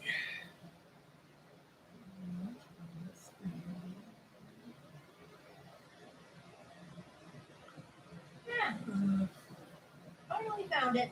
Okay. Getting to it is a little tough because, I'll call you in just a couple of minutes here. Yeah, and I can't get out of Top Chat, Chris. I go up to Top Chat and click on it, and it doesn't anything. May not be visible. Yes, I know that. Now, could you just hit the little arrow? May not be visible. It doesn't give me any other options. Hi, Gene. How's it going? It's actually fairly warm up here. No problem. I mistype stuff all the time, Gene. Oh. I tell you what, up there in that Slim Sam Creek Road, the view is awesome. It really is. Oh, yeah, it's gorgeous up there. Yeah, I don't know how I can possibly get out of top chat. It won't let me. Don't ask me why. Again, it's YouTube. When I'm, Yeah. yeah, No clue. toggle time stations. No clue. Sorry. Let's say, now it says welcome to live chat, but Yeah. I don't know. It still says top chat up there. Yeah, but it looks like we're now beginning to see stuff here. SFX? Don't know, Gene. Not sure. I think you've got my phone number and my email. Touch bases with me around Thursday. We'll have a better idea. Yeah, it looks like we may be seeing the whole thing now. Top right is some lines. Isn't that one a good choice to get out of top chat? Huh. I don't know. Somehow we seem to have gotten out of it, but I'm not sure what you toggled. Did you remember that? Yeah, I went into the top right 3 dots thing. Yeah, I went to there. Don't touch anything. What did you do? Pop out chat or what? I didn't do anything. I just toggled that and untoggled it, and we ended up where we are now. I don't know. It hasn't toggled. Okay. Anyhow, I looked You're at that going to earlier. go get a rock, and I'm going to read them an interesting article. Okay. Hi, guys. Now, things have a habit of appearing and disappearing for some bizarre reason. No idea why this happens. So, out of the Wayback Machine today has resurfaced in various tinfoil hat parts of the internet. An article was published on November 10th, 2016 in Forbes magazine of all places. And it was from a young leader from the World Economic Forum. And it says, welcome to 2030. I own nothing, have no privacy, and life has never been better. Now, this is resurfacing because of all the interesting economic things that are going on, and the fact that Bill Gates has been buying lots of farmland, investing in Franken meats, and saying that everyone should stop eating real meat and start eating Franken meats. And the administration of Lord Malarkey and Lady Heels Up has been talking about drastically cutting meat consumption, etc., of course. And a couple of states, including Oregon, are actively pursuing the idea of passing laws that are going to be very much anti-ranching. And our own BLM, in addition to being a pain in the neck for miners, is also looking at being a pain in the neck for people that are doing cattle leases.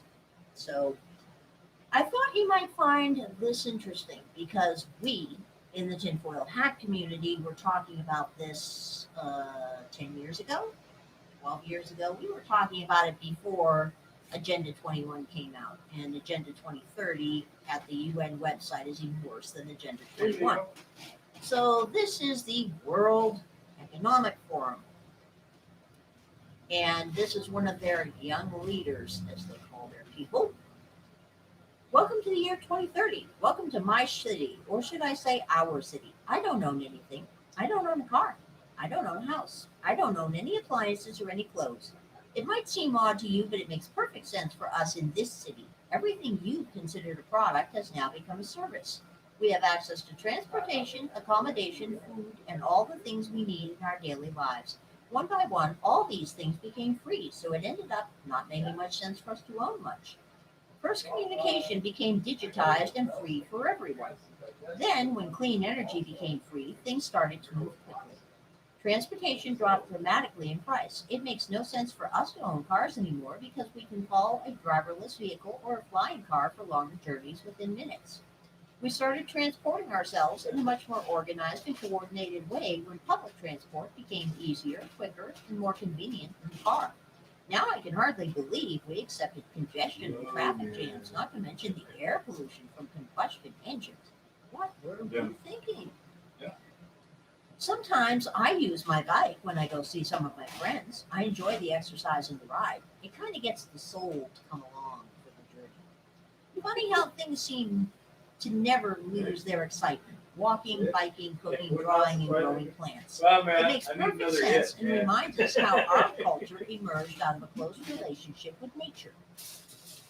In our city, we don't pay any rent because someone else is using our free Where's that big space stick, whenever man? we I don't can pay. handle you today, My man. living room I'm is ready. used for business meetings when I'm not there.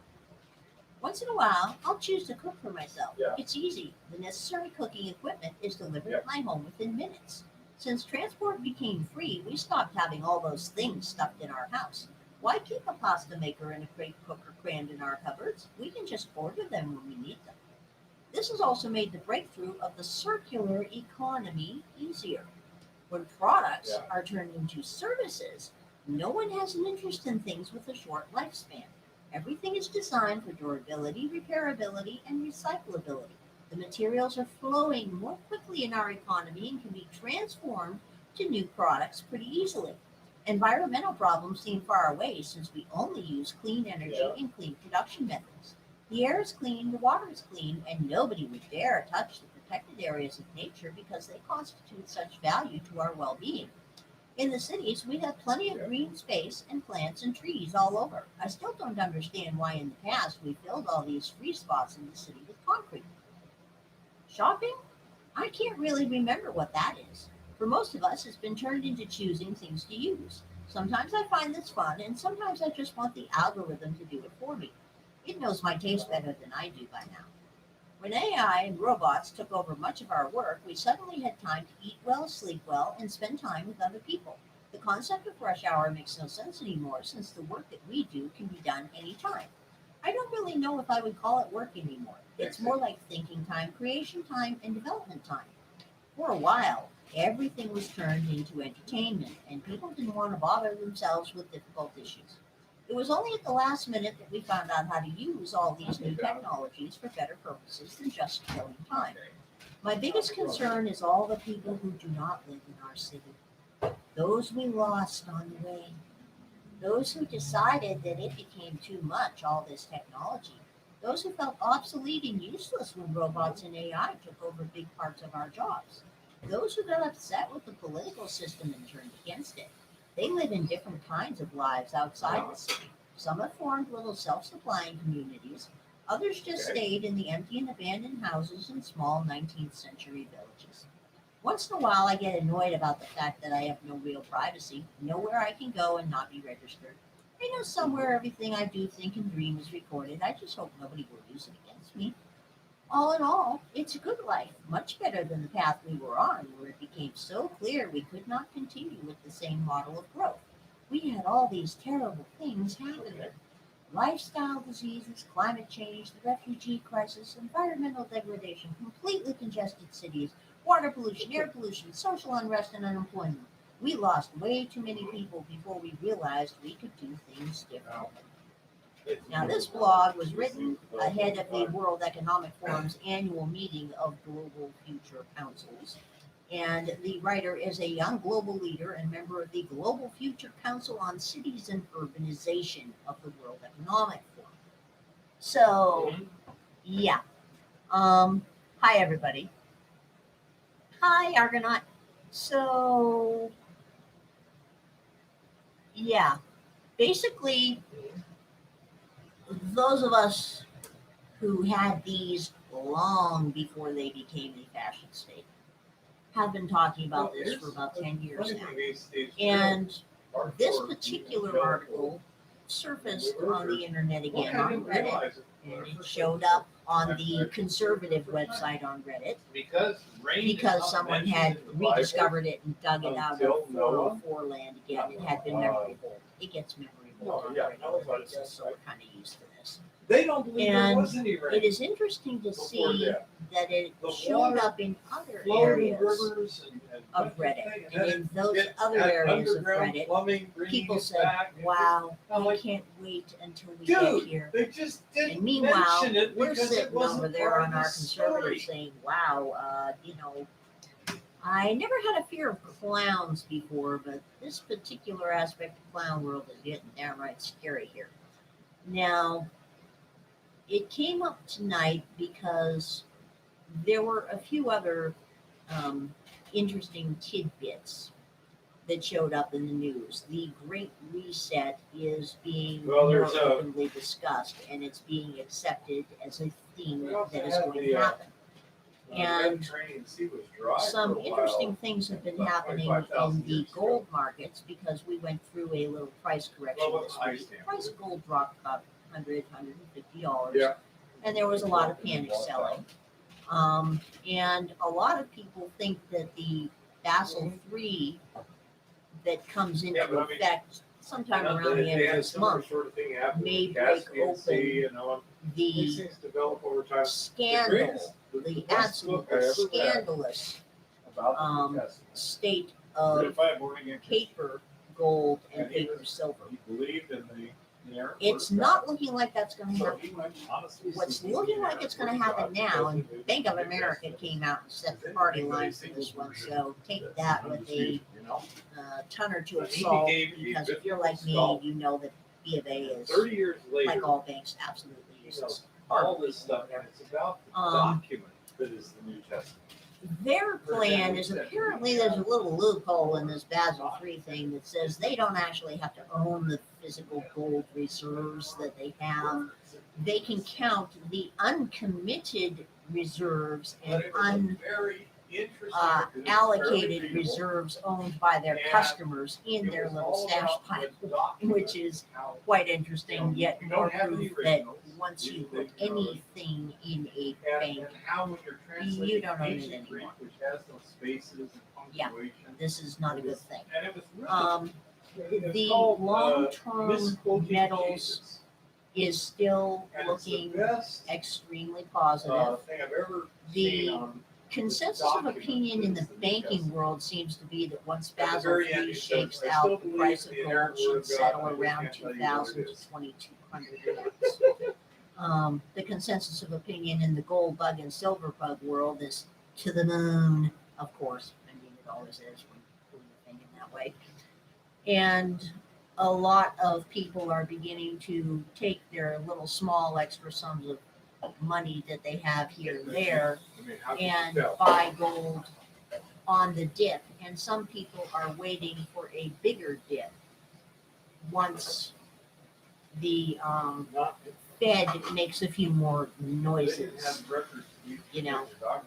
and we shall see what happens, but it's definitely still a good idea to buy physical gold over any paper product. And if you have a paper product and you can get physical delivery, which would be a very lucky person right now, you'd want to get physical delivery because, quite frankly, it's bad enough that banks pay fast and loose counting our money that is in our personal bank accounts as part of their personal stash. That's one thing. They do make it fairly clear that they do this. They do make it very fairly clear that they can make it tough for you to close your account if they want to. They can make it tough for you to move money between accounts if they want to. They're very, very reasonable about when they do this by their standards. But I am now getting to the point where I told Bear, I said, Bear, even though we are now in a local bank that is only within these, you need to move in the bathroom and shut the door. According to Argonaut, we can hear you. Hello. I told Bear, I said, even though we're in a nice, small, reasonable state bank, not one of the big boys, we're still not going to be keeping very much money in said bank because, quite frankly, I'm getting to the point where I don't trust the darn people anymore. Not even the good ones. I mean, really now. Things are getting weird. I mean, Wells Fargo, once again, has gone after someone. They went after some Congress critter or other who is campaigning for something or other, and he happens to be a conservative, and decided that they were going to freeze her accounts. And naturally, when she pointed out that they hadn't given her any reason for freezing her accounts because, um, it was just because reasons, they released a nice circular statement that made it absolutely abundantly clear that they had not indeed frozen her accounts over her political beliefs or her conservative views. Oh no, most definitely not. They had frozen her accounts for other matters of policy that were left startlingly unclear. They were left startlingly unclear to her too. So Wells Fargo is getting even more radical than they were. I mean, they were just freezing, random bloggers and occasional small business owners and occasional gun stores and such. But when you start freezing political campaigns, you got to kind of wonder about these people. I mean, they're just a little bit overboard there. And yeah, Gene, lead and copper are excellent long-term investments. So's toilet paper and canning jars and canning lids. If you see wide-mouthed canning jar lids anywhere that are actual ball lids and not counterfeit, grab them and find your local canner. They will love you because the damn things are almost impossible to find anymore. There, that shortage is probably going to go on another year at least. It's not getting good. Yeah, Bear was discussing God with Leto, I do believe. We discuss God quite a lot around here. Carson, quite frankly, if women really were our masters, we would be in even deeper shit than we're in now. Because I'll tell you right now, the average female, meaning one of the ones that's been infected with feminazism and all the stupid bullshit that's gone on for the last generation or so, um, isn't fit to manage your way out of a damn paper bag. I mean, I wouldn't put your average female, most of the ones I know, in charge of a laundry room, much less anything important. Your average chick is not a very stable individual. And that's even the ones that, have some good merit to them. But yes, we do have basically children ruling over us. Yeah, Wells Fargo is a crappy bank. Um, B of A is not any better. I mean, you know, B of A is just kind of gross.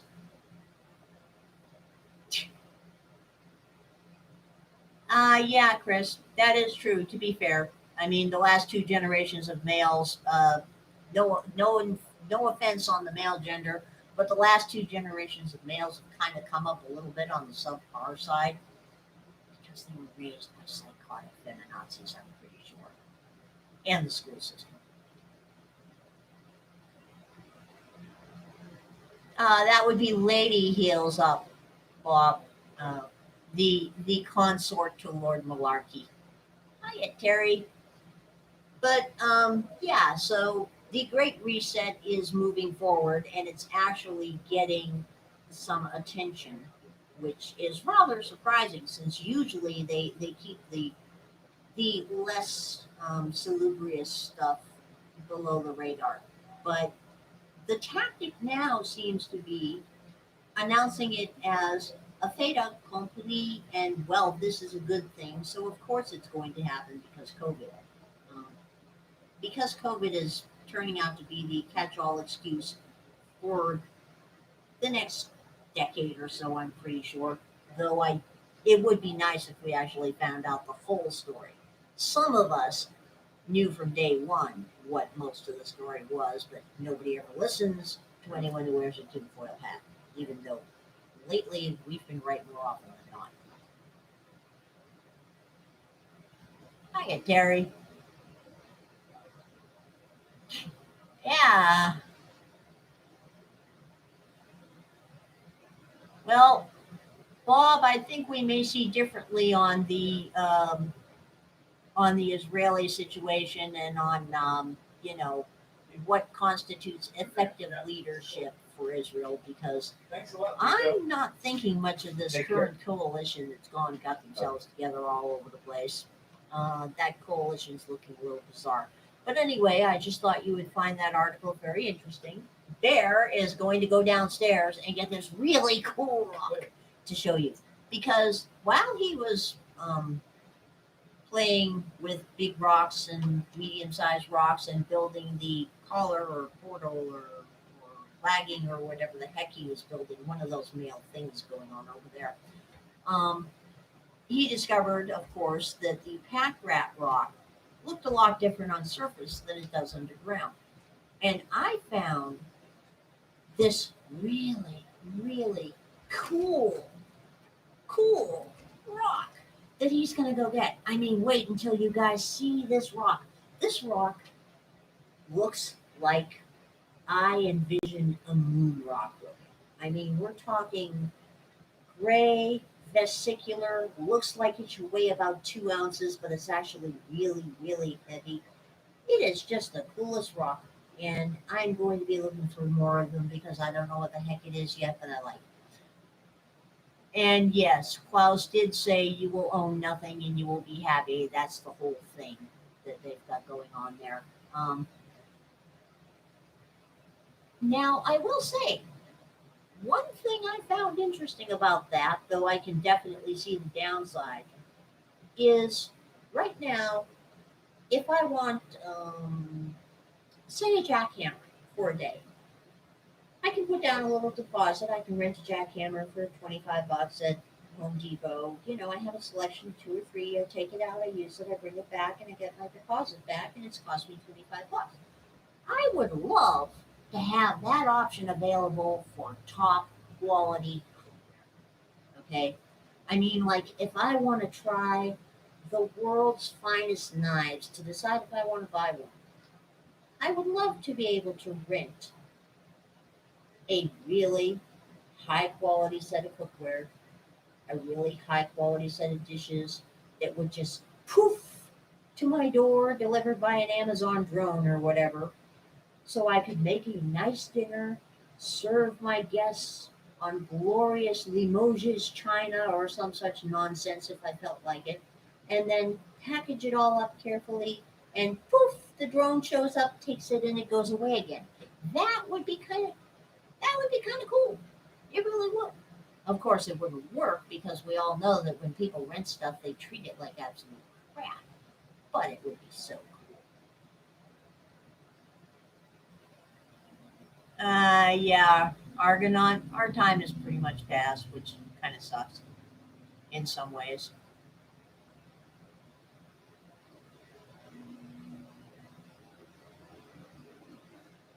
Yeah, I absolutely agree with you on the nature of Amazon, Bob. I mean, personally, I am not a fan of Bezos and company. He is right there up on my list of Bill Gates and George Soros as people I would like to see um, sucked into a temporal anomaly or a wormhole or something some fine day. That would be wonderful. I mean, they're not people I like. But this is my rock. Look at that. Isn't that just the coolest thing ever? I mean, it really looks like a freaking moon rock or something, and I have no idea.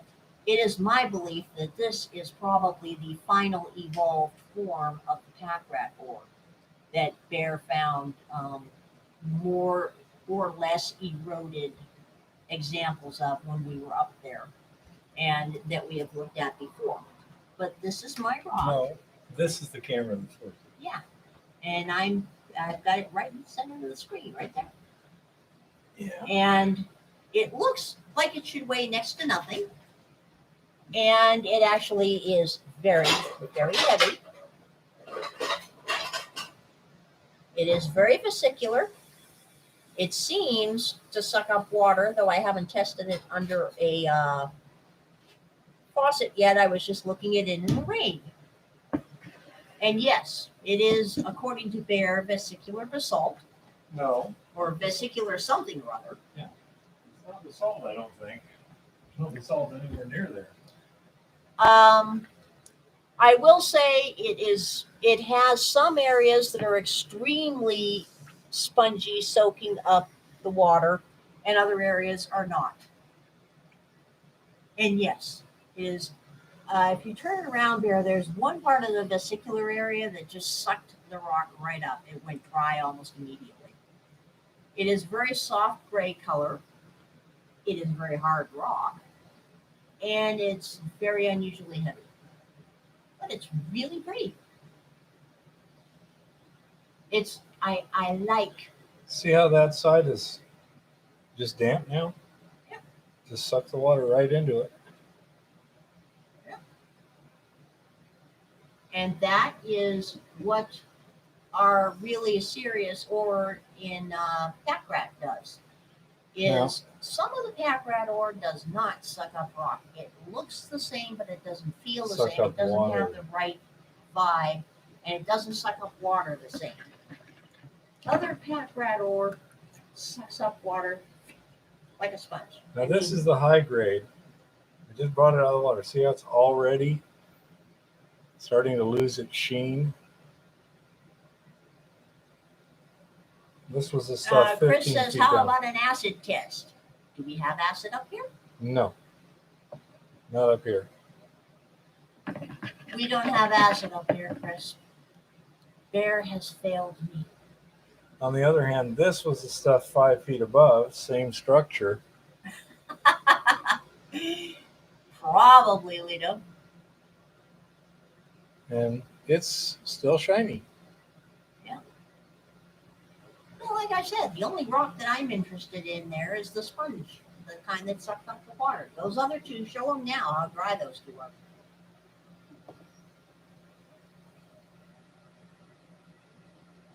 I mean, it will look a little weird in your light over the camera, but both of them have no surface water on them at all, except where Bear touched them with his wet hand. Carson says maybe metamorphic bentonite? This stuff here is running like 30% iron. So I know bentonite's a clay. This is not a clay. I want to find out what my rock is. But I mean, this is also pretty hard. This one here is really dense. Even though it's vesicular like that, it's pretty dense. Lito says placenitide. Whatever that I have no is. idea. But anyway, that is my rock, and next time we go up there, I'm going to be looking for more of that because that has a really cool vibe. And I don't know what it is, but I want him to get it tested so I know what it is because it's got a really cool vibe, and I want more. Anyway, bye-bye, guys. Keep an eye out for Yo-Yo's trying to get you to stop eating meat. It's ridiculous.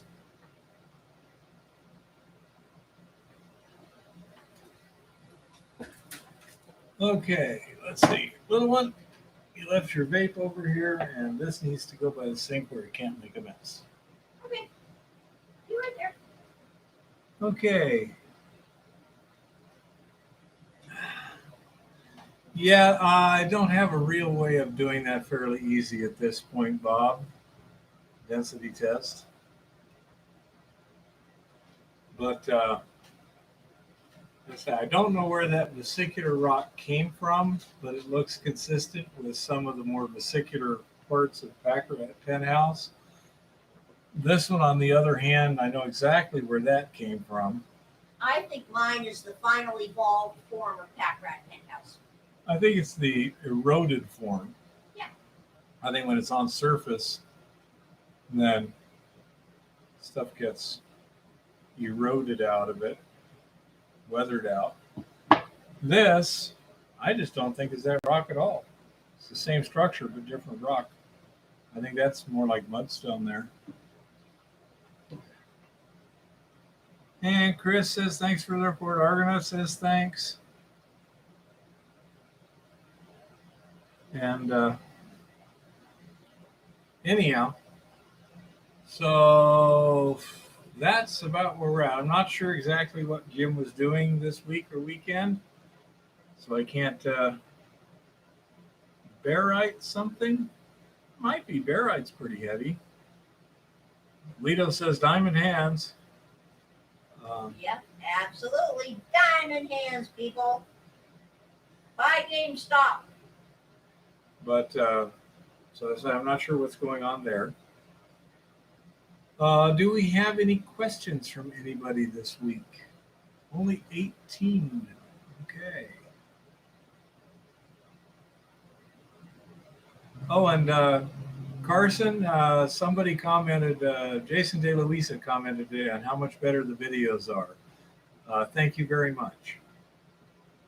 What the resolution is much better between your camera and the new program. It really has improved things. So thank you very much.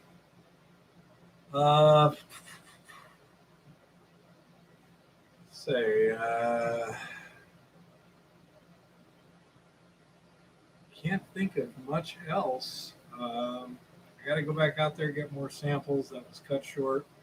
And I got lots of leaching stuff to get set up for and everything. So over the next couple of weeks, I'll be spending a lot of time at the ranch getting that done. I'll need to make a big bulk sample of well-blended material, like 100 pounds or so that I can do, one head assay and then have a pretty good number to work off of without having to do head assays every time I do a test.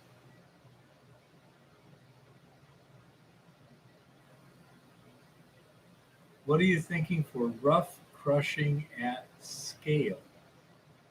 I'm not exactly sure what the question is, Chris. Do you mean coarse crushing? Jaw crush it down to about a ½ inch would be my idea. Pulverizing, I'm going to use the impact mill and should be running like 90% passing 65 mesh, somewhere in there.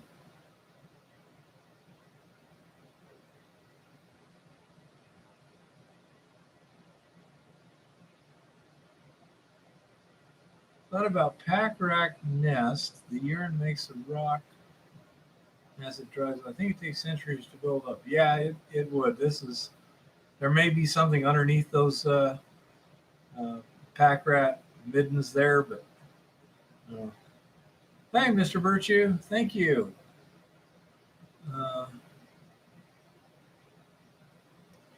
Well, I said, I think jaw crushing it down to ½ inch to run it into the impact mill.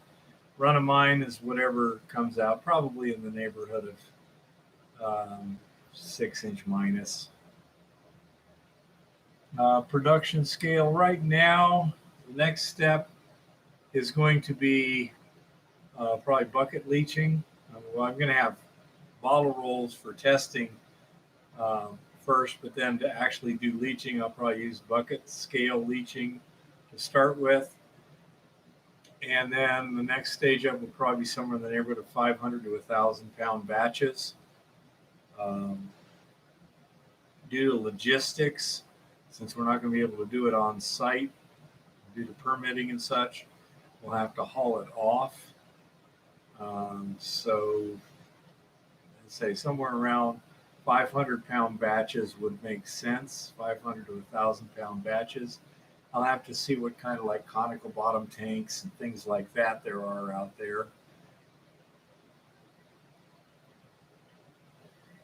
Oh yeah, the boss already has a really big jaw crusher.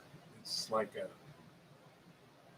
10 by 16 or something, but we should be able to choke it down to where it'll crush the material to ½ inch minus. Yeah, he's already got a big jaw crusher, much bigger than we need.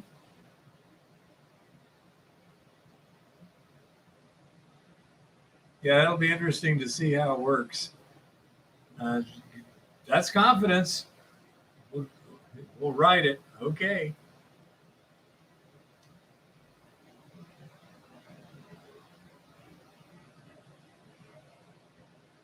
No, we'd be hauling the ore to the crusher. Again, permitting, it's BLM land. We're not going to be able to do anything there. But we have the ranch, which is 70, 75 miles away. We have a patented claim, which is 3 miles away, line of sight, and has water on it. That would be the simple thing for production. The ranch is best in terms of when you're building stuff. It's a lot easier to get spare parts and stuff.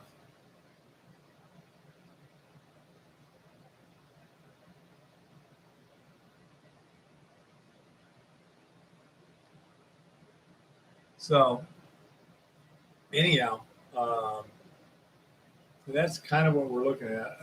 I like to take things in steps whenever possible, so that as each stage, you're going to run into issues you didn't previously, and you'll be able to identify those and rectify them easier. Well, how much money do you want to spend testing your rock for what, little one? Find out if it's got gold in it. Oh, that's $45. Okay. You want to spend $45? I can crush it. I'll find another one. Yeah. So that's kind of my idea. First, we'll work on the bottle rolls. If it leaches easily and rapidly in the bottle rolls, then we'll see about either agitated or occasionally agitated buckets. I mean, I can bring buckets out here and just take the mixer to them every hour or two or something.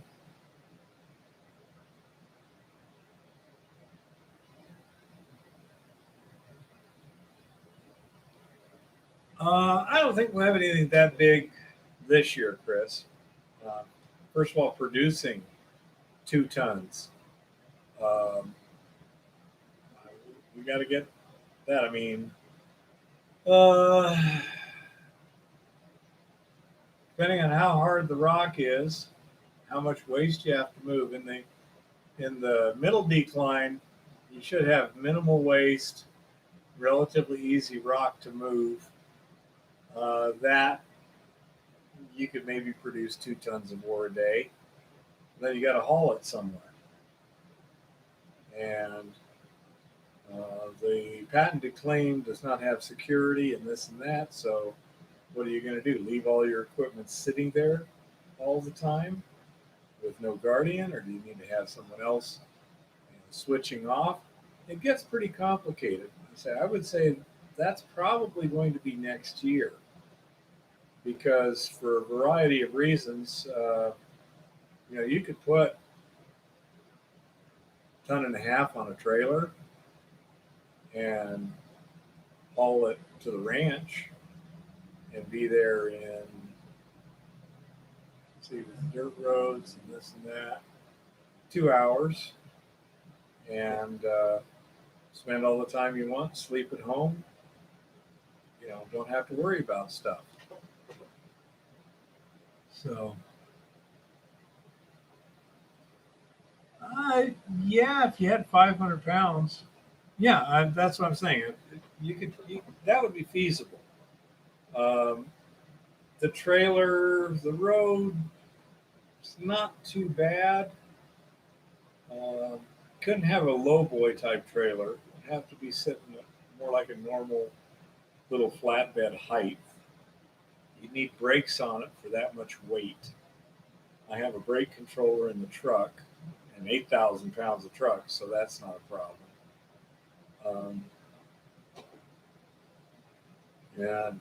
My thought was just haul buckets up, bring them down the road in the 4x4, in the quad, stick them on a trailer. When you got a 1.5 tons, haul it to town, and go to the ranch and process it. And that's kind of my plan. We'll see how it works. But that's my basic concept is that way you can debug the system before moving it out there.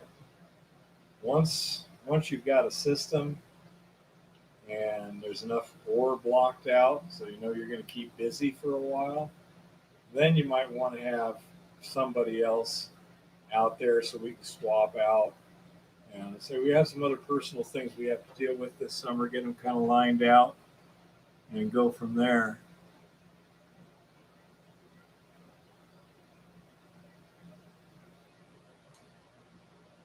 Yeah, it could be, Chris. I mean, we're looking at basically 2/3 water, solution to 1/3. So you're looking 1,500 pounds. Calculator with a little bit of freeboard and stuff. What is it for a ton of water? 240 gallons?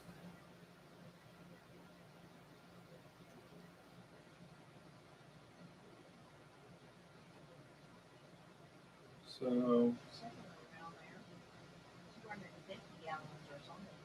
I think it's 240 per ton, if I'm not mistaken.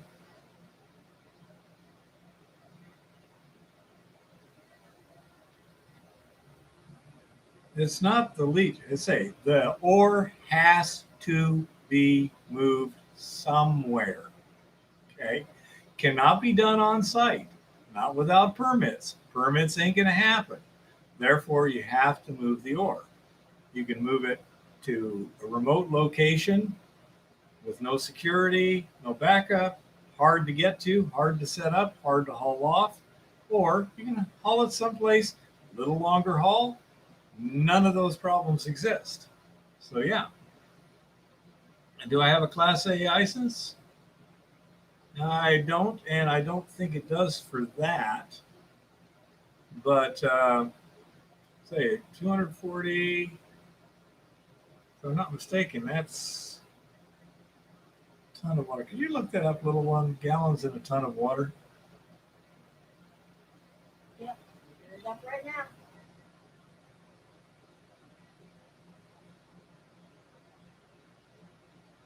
So probably looking at a 400-gallon tank would be adequate, if I'm not mistaken.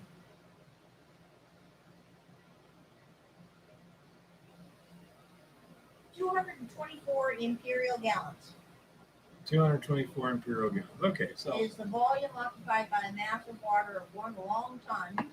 okay, at so 62 about degrees 500, Fahrenheit. 400 or 500-gallon tanks is what we're looking at. The reason I would just haul the ore in buckets is because you haul it to wherever, take the bucket, throw it in the crusher. It's that easy to do. No equipment needed. Once you've crushed it, I presume once it goes in the crusher, it's going to go all the way through to powder somewhere. And yeah, IBCs have to take a look at how they do in terms of agitation, would air agitation work? Also, filtration. For gosh sakes, who's calling me?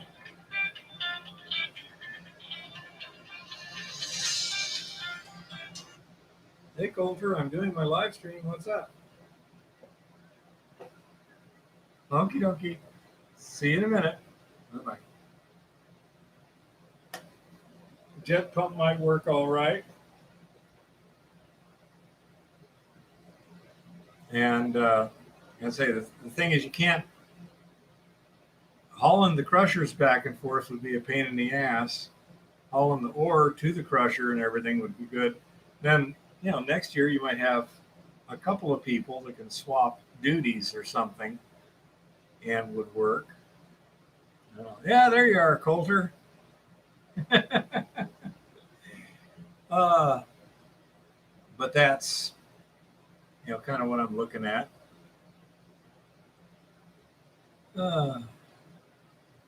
So, Coulter, how's things working on the hematite separation dealio?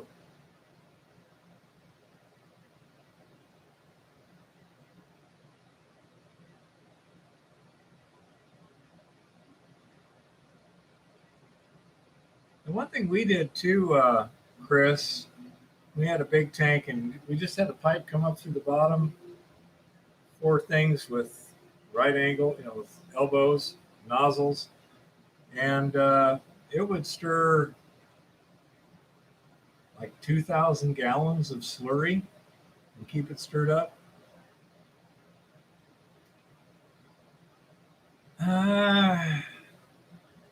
You still got to get water.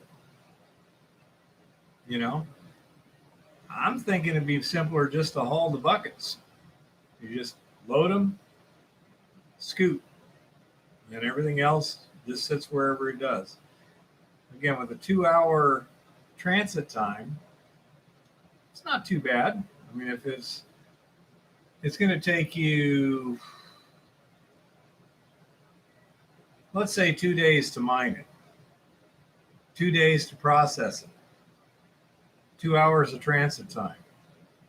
Doesn't seem like a whole lot. Setup, tear down, things like that. The road is not good getting in there. It's just not horrible,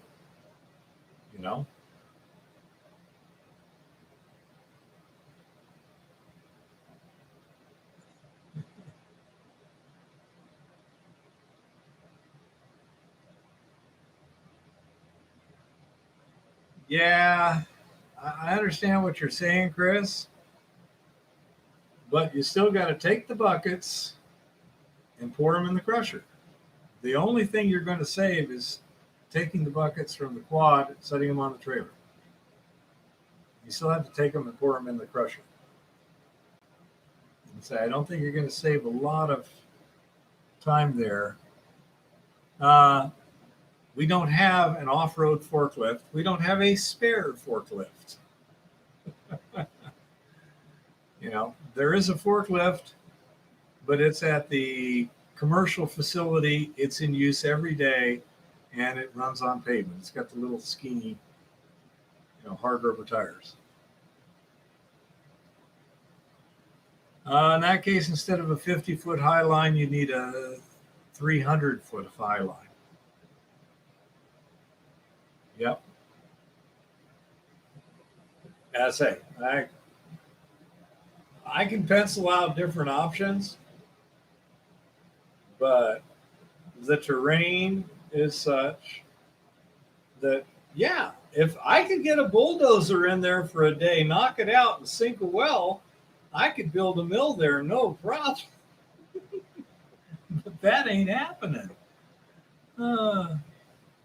So, as I say, if we were going to set up the mill somewhere, it'd be at the, besides the ranch, it would be at the patented claim where it's legal.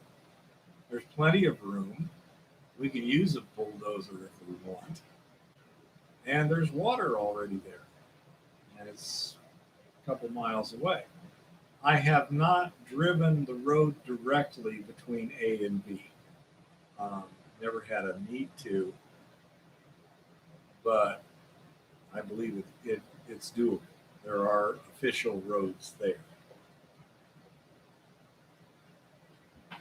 And so this is one of those situations where we're out in the middle of nowhere, up on the side of a mountain, with no ability to move anything big up there. Okay? And so that's, a quad can carry about 4 buckets. If you specially built some racks on it, might be able to do 8. But that's putting a lot of weight on that quad. That's 400 pounds just in buckets. So let's say 4 buckets, 200 pounds, the whole 10 trips up the hill. You got a time. Not a big deal. Setting them on the trailer, 1,001, 1,002, 1,003.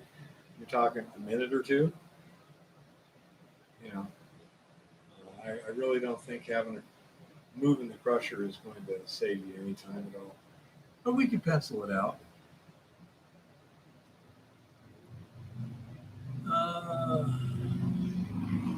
Well, what is it radioactive with? Mining magnets. Zero permitting. Zero surface disturbance. Zero water on site. Okay? There's the problem. Where we're getting the ore, we can do nothing but get the ore. Yep. Thorium. We're talking about thorium reactors. Is it what you would consider ore grade thorium, or just you got thorium in it?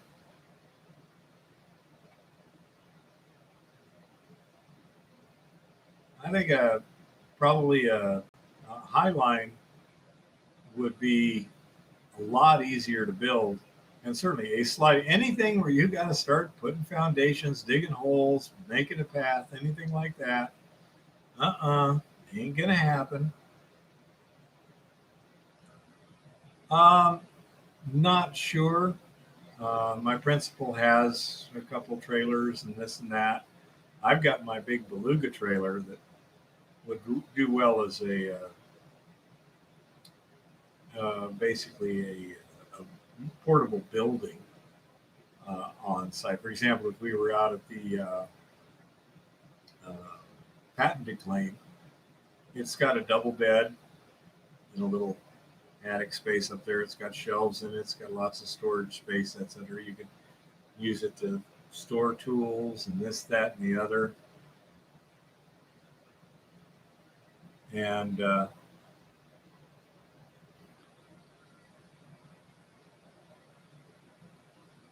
not sure what you mean, like HDPE plastic. You'd have to either have the crusher on the hill, or the rocks would instantly tear it up. So I'm not sure what you mean, Chris.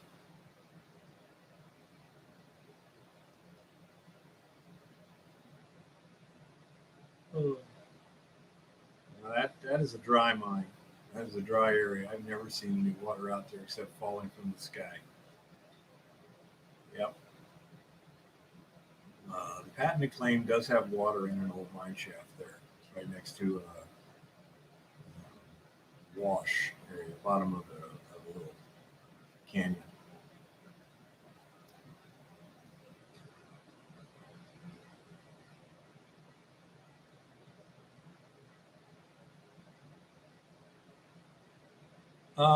I don't see 6-inch rocks sliding down HTPE without tearing it to pieces. I'm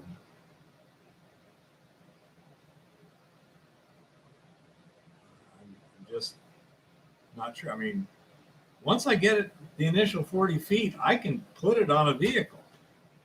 I don't have any problem there. Just drive the quad down the hill. Yes, we have a quad. Not a problem.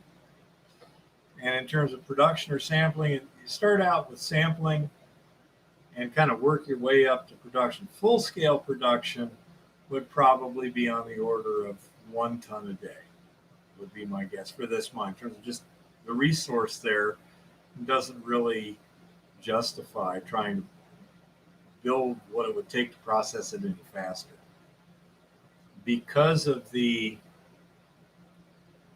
moratorium on permitting, you can't build anything on site. So you got to haul it off anyway. And I mean, let's say worst case scenario, okay? Let's say you wanted to run 2 tons a day and you had to do it at the, what do you call it? The patented claim. It'd take you an hour, hour and a half to get there over the rough roads. Or a lot more gas, get there in about 2 hours over the pavement to the ranch. You have more control, plenty of water, and close to town for parts. Not a huge improvement, in my opinion. Even if it was a 1 ton per load, you just say you had a 4-wheel drive 3/4 ton pickup, and you fill the back of it with buckets, which I've done before. and then you just drove to the ranch and back. You can make 2 trips a day, and that would be 2 tons a day right there. Fuel, well, you have diesel pickup, getting 15 miles to the gallon, call it. You're talking 150 a 10 diesel per trip. So you're looking at about $40 of fuel per trip, $80. You can pay them. Okay. Your labor is going to be more than that.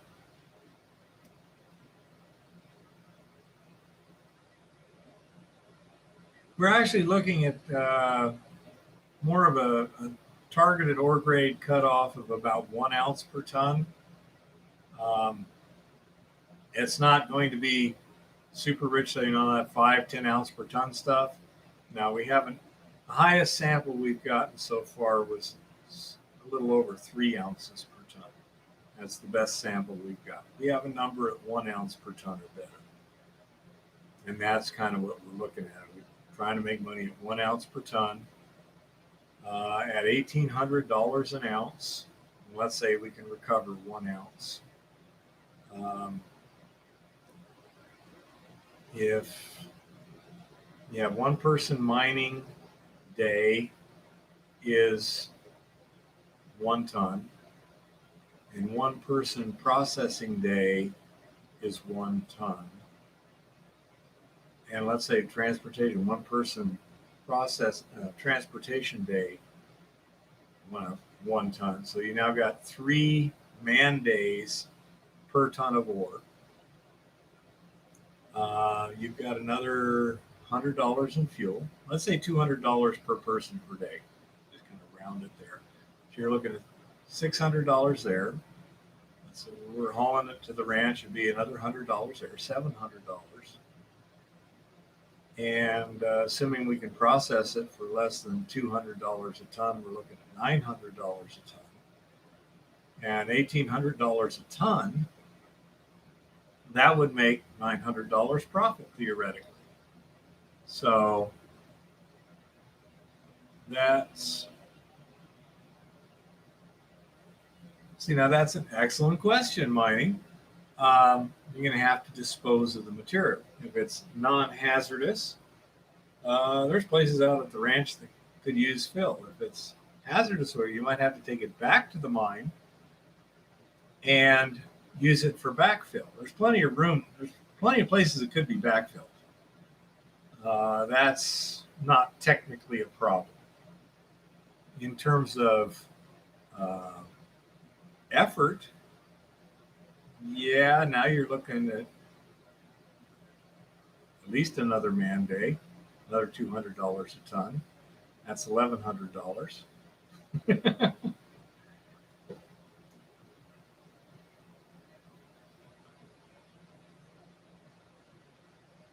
Now let's see. Chris says supershoot.com, huh?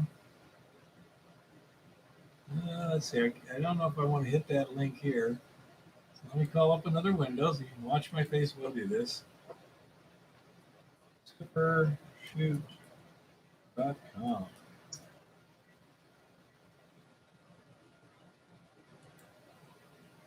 Let's see what one of these chutes looks like. Material handling. Okay, so it's rigid. Yeah, that would be, first of all, expensive. And secondly of all, again, you have to do surface disturbance to put it in, whereas with the high line, you don't.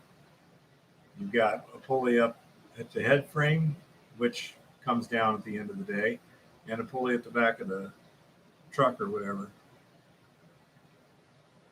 But it's still pretty cool. Yeah, if you have to, well, if you're transporting ore to the ranch and transporting tailings back from the ranch, you're not spending much more time except the load offload cycle. You know?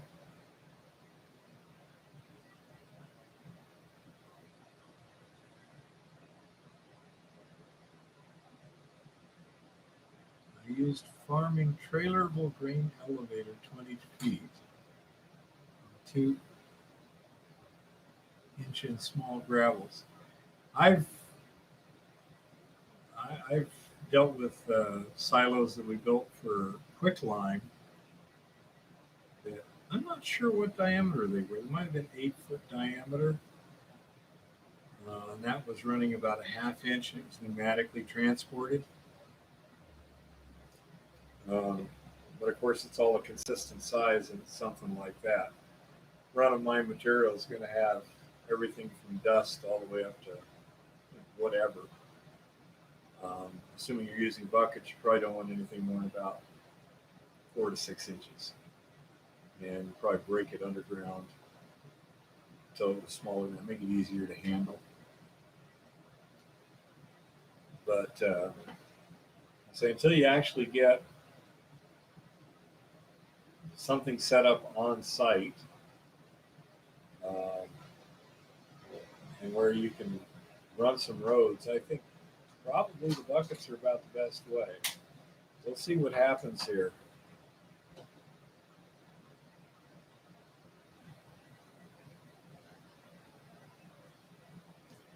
Okay, look at their super slides. What was that I just did? Supershoot.com. Supershoot.com. Okay, got that. Shoot systems. Super slide. That looks cool. Yeah, I say it's rigid stuff. All you have to do is go up on the hillside and lay a nice, straight, flat thing all the way down the hillside, which is illegal without a permit. You know, that's the problem. Then you got to go put that up and take it down when you leave, because if you leave it there, it will disappear. You know, I just don't see. Hey, Kansas, how's it going? Haven't tried it yet. The stuff's in the mail right now. Say, something like that would be great if you had a mill at the bottom of the hill. You know, you just bring it up the head frame, dump it, let it slide down the hill. It would make perfect sense.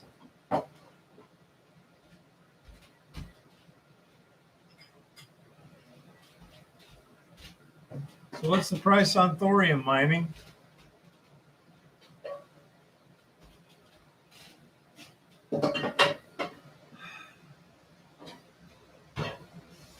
I think you're just going to have to trust me on this one for now, Chris. When we get to that point, we'll worry about it. Somewhere maybe by the end of summer or next summer, we might possibly get to the point where such a thing would in fact make any sense. Until then, we're running much slower than that. Okay, by then, Biden may be out. Trump may be dictator. And the EPA and everyone may have been told to shut the hell up and leave us alone so we can do whatever we want. I wouldn't count on it. Right now, taking it one step at a time, we'll see where we get. Down there. I say, I understand, but to get it from the top of the hill to the bottom of the hill is easy on a quad. Calm down there. I can do it now. I can do it in 2 minutes. 4 buckets. Did it last summer. It's easy. Okay? Once you get to the bottom of the hill, what do? Put it back in buckets? See? Calm down there. Bad bear. If you're pulling buckets up, it might, but there's no room for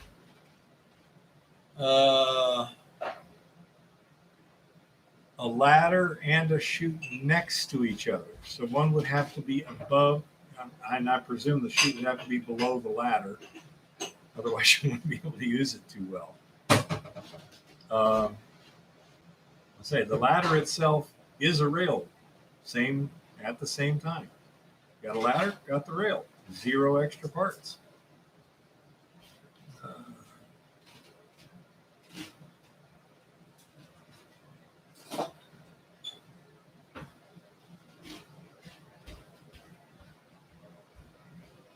Yeah, I don't know. Thorium, as far as I know, the main use for it would be in producing electric power.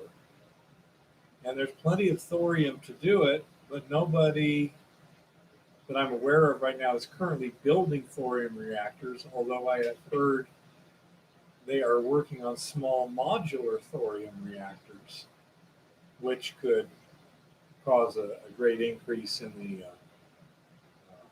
value. Is it used in medical applications?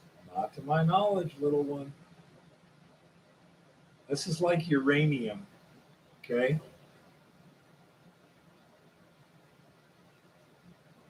You use a little thorium in TIG welding electrodes, huh? Interesting. I wonder what it does. Is it that high a temperature? It makes your welding glow in the dark?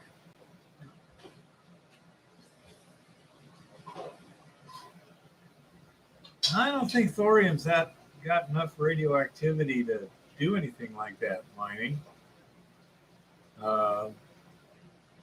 It's like uranium. Uranium isn't that radioactive, but it will chain react. That's the key. To some extent, I think you have to add neutrons to it, but I'm not sure. It's a little more complicated than a regular uranium reactor, but they're also inherently a lot safer.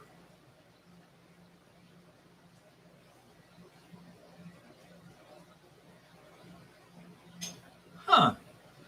They used to enhance electron emission from the TIG electrodes, huh? Interesting.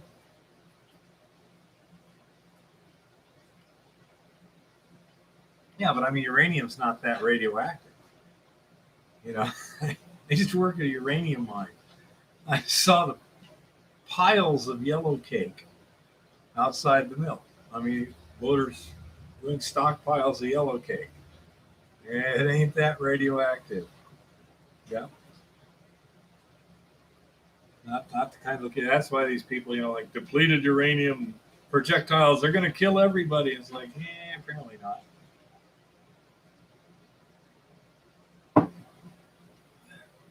I tell you what, if somebody's trying to kill me and I have the chance, I have to use a little bit of environmental degradation to save my life, I probably will.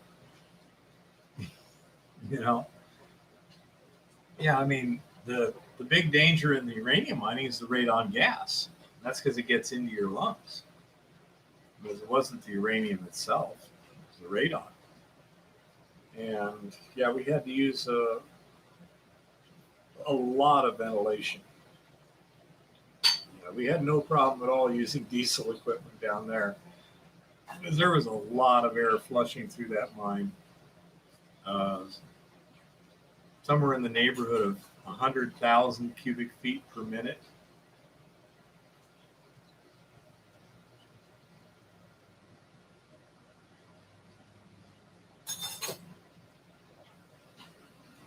What the thorium does in mantles, it enhances the light, I guess. It glows a bright white when it's heated. Interesting.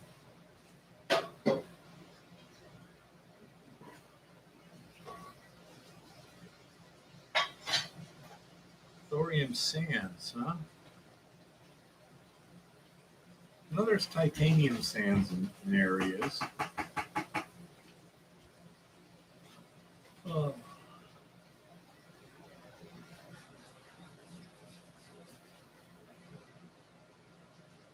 Okay.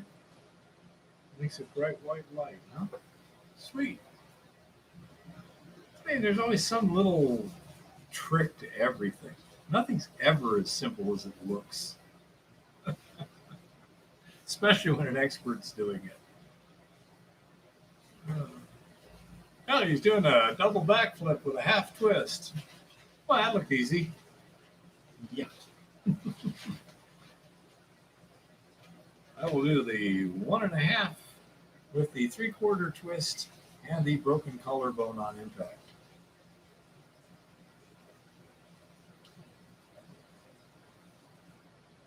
Any other mining questions at this point?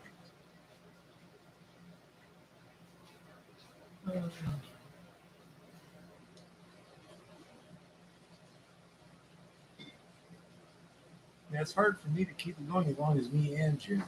Oh well. That's slacker. He's out working today instead of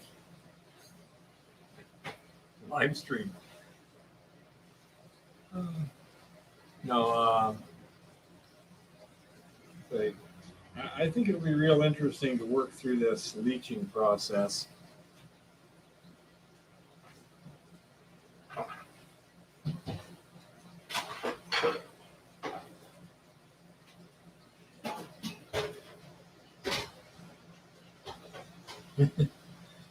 Have I tried LiDAR yet?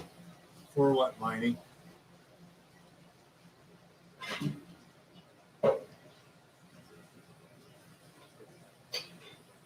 Not sure what you're saying, mining. This government scanned everything again or something?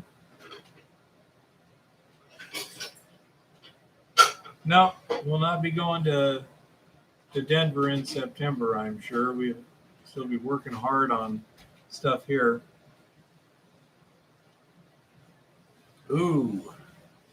You wanted to mine a dry area, but too wet for a dry washer. How would you do it? Well, first of all, are you doing placer or hard rock? From the question, I presume placer.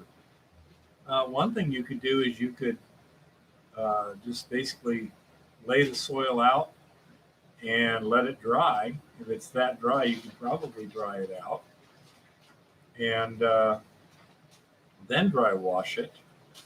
I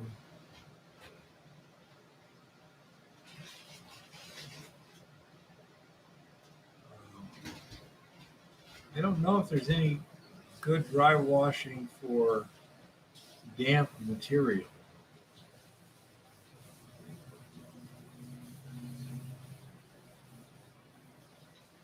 Yeah, mining, there's so little ground cover, that's not a problem. You can just fly a regular optical drone and spot anything out there.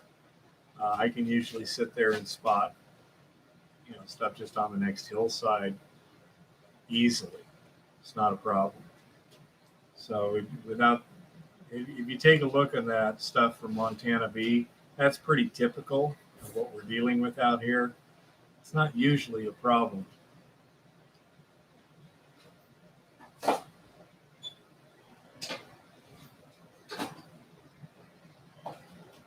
Yeah, I agree with Chris. Just dry it out first. That can take annoyingly long if the temperature isn't high enough. Yeah, I'm not running into that where I'm at mining. I've definitely seen it in places like Oregon. Oh yeah, that's some crazy crap over there. That that ground fungus grows deep over there. Yeah, and when you got forest or stuff like that, yeah, LiDAR would come in real handy to penetrate the canopy.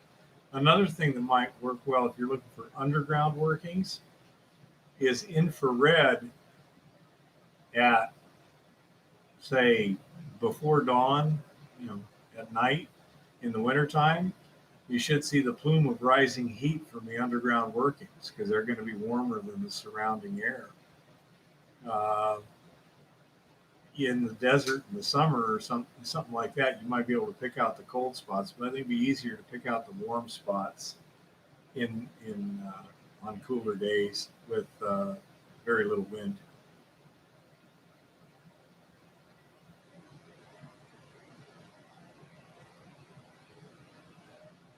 And Goldstream suggests using a recirculating sluice. If you've got a relatively nearby source of water, that would not be a problem. If there's nothing nearby, that might not work too well. Your concentrator.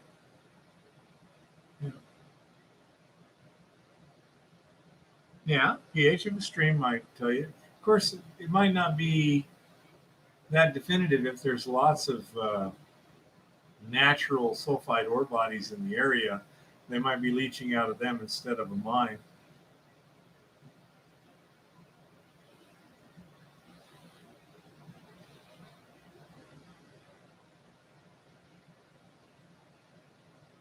I think he means Boise Basin.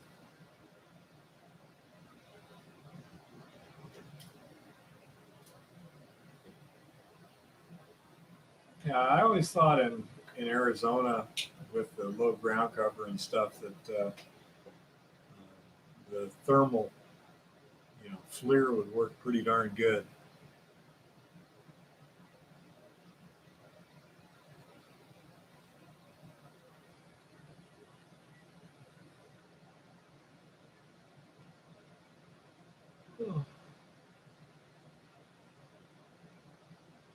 Another thing is if you can get the old USGS topo maps, they had a lot more mining stuff marked on them than the new ones do. A lot more. Again, it's all part of the grand conspiracy to get us off the public land.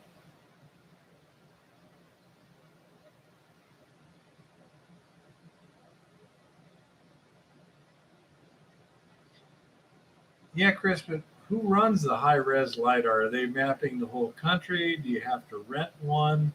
How does that work?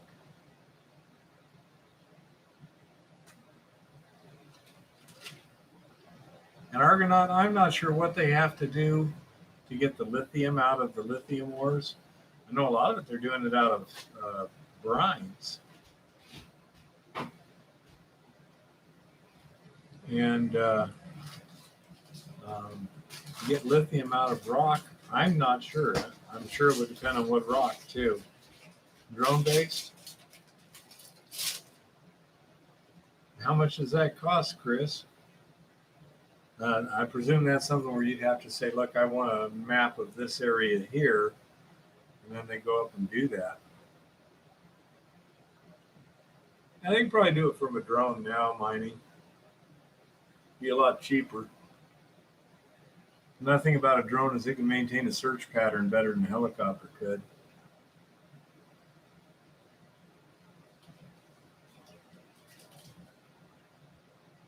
I would imagine Goldstream and being able to see through the vegetation is extremely useful.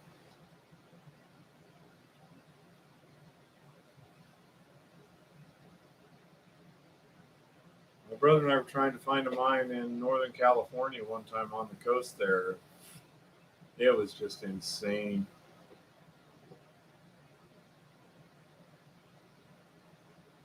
At what resolution mining?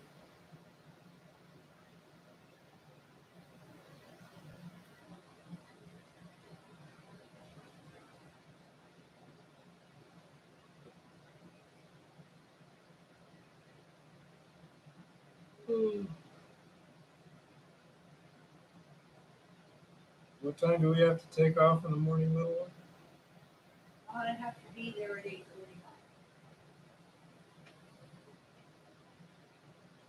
Where's my phone? Oh, goodness. There's my phone. Oh. That means wake you up at what? Wake me up, and I guess, well, you decide how much time you want to allow for travel, and then wake me up 15 minutes before we leave. So about 8 o'clock. Let's see. That would be 7 in Arizona. Let's see. Let me see what's going on here. Right now I got 7:49. And that has 8:49. So yeah, 7 in Arizona. Okay, done.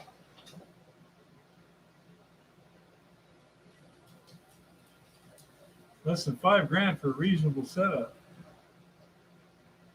1/3 arc second. That's pretty tight.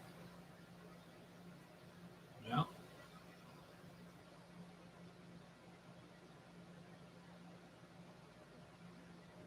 Local drone survey is a couple centimeter accuracy at worst. Huh. Interesting. Man, the fancy stuff they got nowadays.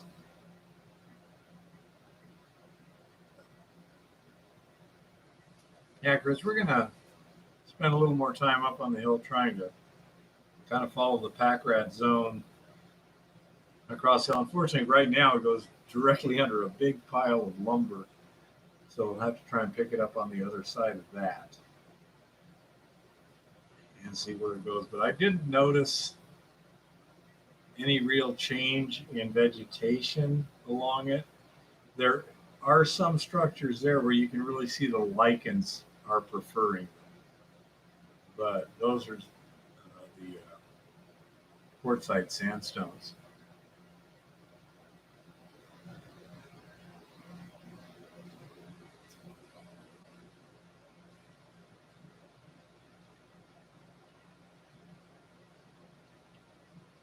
Hey, try hard. I don't think I've seen you before. Thanks for coming.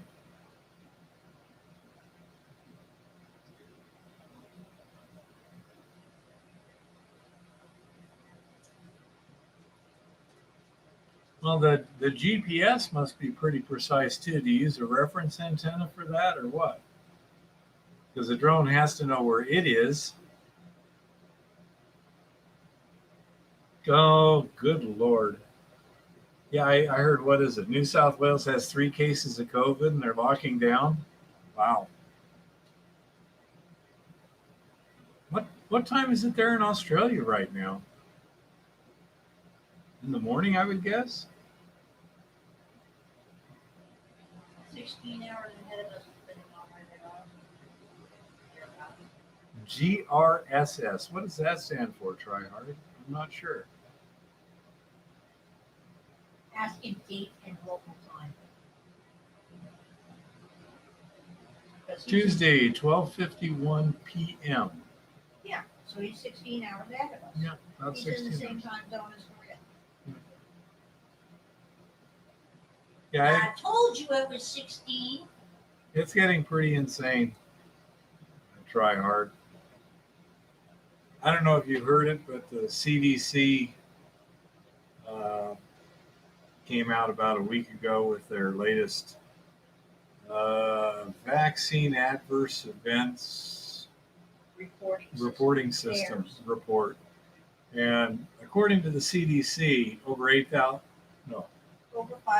5,000 people have died in the U.S. since they started giving the COVID vaccines from the COVID vaccines. And young people are getting heart problems. And young people are having heart problems and clotting issues. Yep. It's just insane. Lunchtime, bring beer. Yeah. That'd be fun if sometime we could make it to Australia. I don't know. I'm getting kind of old now. Yeah, and he's GMT plus 9 or GMT minus 7.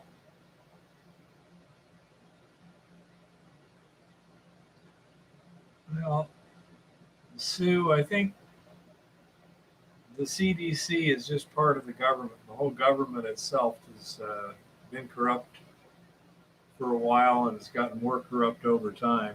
One of my friends posted a picture of their dog. More floof than dog. Yeah, that's fluffy, all right. Floof. That would be cool. Try hard. Yeah, say I don't know where the future is going to lead me. We're having a good time now. Life is interesting. We've got lots of challenges. Money's not an issue, and Well, money's not much of an issue.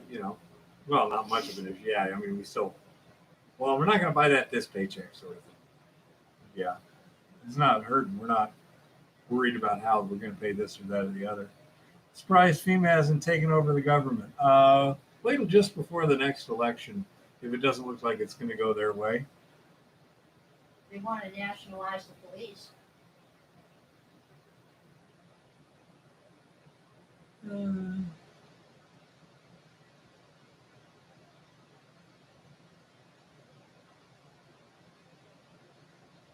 Huh. So what resolution will that do for the ordinary handheld GPS then, Chris? Take care, Mr. Virtue. Hi, Mr. Glad to see Virtue. you. Hopefully in probably 2 weeks, I'll have some leaching results. Bye, Mr. Virtue. We're getting out in the field more. Winter, of course, problem was the weather. A lot of stuff wasn't accessible. Now I'm going to have to spend some time getting the leaching testing stuff set up, which is going to be several days worth of work. But yeah, I want to get back out in the field. I got more sampling to do. And once we get the leaching set up to where we need more ore, then I can work on my mining systems there, the hoisting and this, that, and the other. So we should have lots of stuff by end of summer. You know? That's pretty amazing, Chris. Chris says the new handhelds, once they get the new satellites up, should be within a few millimeters for a handheld in terms of resolution of the GPS. Yeah, the other thing, try hard, my gravity concentrator isn't getting much of a workout right now either. And well, I'm not sure. Okay, well, like that's what I was thinking because I've got a handheld. Right now, I don't need any assistance. I don't know. Where are you at, Silver Echo Hawk? I mean, is it something where it's easy to work something together or not?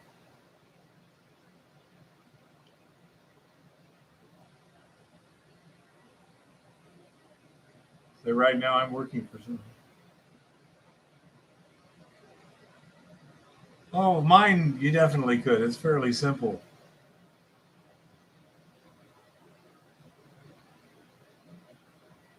Yeah, I can understand that. Try hard. Australia's dry. East Coast, we'll see. Keep an eye on the channel and stuff. And I'd love to get a setup sometime where I've got like a mine where people can come and do stuff and learn and that sort of thing, as opposed to a mine designed primarily for production, like what I'm working on now. But I'd love to have, really set up a hard rock university, so to speak, where we have some good grade ore and different equipment and some placer nearby and stuff, where people could come and really learn everything from breaking rock to leaching to whatever. I think it would be great. Love to do that sometime. Ground control. We'll have to see. Ground control is one of those things. It's really not an amateur sport.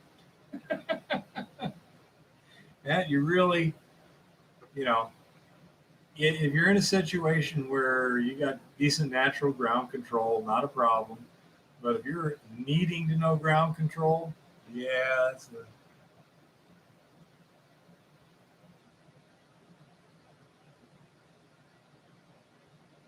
well, the gold itself is usually associated with magmatic intrusions. It's more volcanism in the coal. The carbon can precipitate gold once it's in solution, but to get it in solution, you need magma. You need that heat. And there hasn't been a whole lot of volcanoes back east for a long time. Sounds like a plan. Try hard. Maybe I need to have a whole worldwide series of hard rock universities. That'd be cool. Absolutely. Yeah, Australia would be a good spot. Australia would be a good spot for an opal mine. Do Yeah. we have an opal mine? Even once opals and crystals and stuff. That would be great, Tryhard. We would really love to do that. Do you have huntsman spiders in Western Australia? Eva does not like spiders. Um, Yeah. by the way, have you seen my impact mill and such?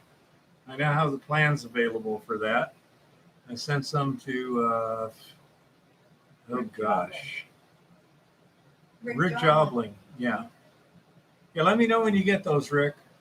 I'm just curious how long the transit time is. He is part of Australia. How many different types of huntsmen does it have? No, Jeremy, it's not because it's got the easiest rules to deal with. We actually moved to Montana for a couple of reasons. Number one, Arizona was becoming, in my opinion, socioeconomically unstable. A third world shithole. And we wanted someplace safer to move to. You got 8 million people in the middle of the desert and supply chains that aren't holding up well. Doesn't feel good. When you have half the people who are one political persuasion, the other half who are another, that doesn't work out too well. And so we were looking for a better place. Border. And Eva, yeah, and getting away from the southern border there. And no silver. Magmatic inclusions do not form shale. You can get from the heat and pressure, you can get shale forming from slate, but not generally the kind of stuff you do. Oh, Chris, that's scary. I don't know if I want to tell Eva that. Tell me. He says, Rick goes, is the huntsman spider starting to catch up with the mouse plague yet? You know, you have a point. That's a scary thought. That means the huntsmen are breeding more than usual. Yeah. Sue, you're in Yak, Montana. Where's Yak at? I'm not sure. Peoria, Arizona, half the time. But you probably understand why we came to Montana. Montana has a much lower population. It's much more self-sufficient in resources. The population up here is much more homogenous, although they've had a lot of people moving in from the left coast for several years now because it's a lot nicer here than it is where, progressive policies rule. Daily public service announcement. Arizona sucks rocks. Yep. So we moved here primarily for stability of the situation around us. That was the reason we did it. The reason we chose Helena is because last summer my principal up here hired us to do some work for him, which still had lots to do. And so when I called him up, when Trump lost the election, Eva started getting a gut feeling that we need to get the hell out of here. And her gut is often very right for no apparent reason. But I've learned to trust it a lot more than I do the news. And so we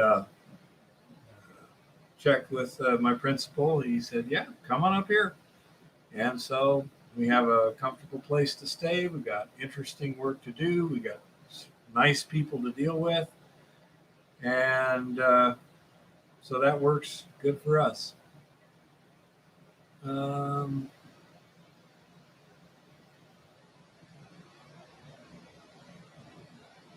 Let's see, Jeff Buddy, great vids. Well, thank you. Yeah, Nick Zentner's got some good stuff. Yep.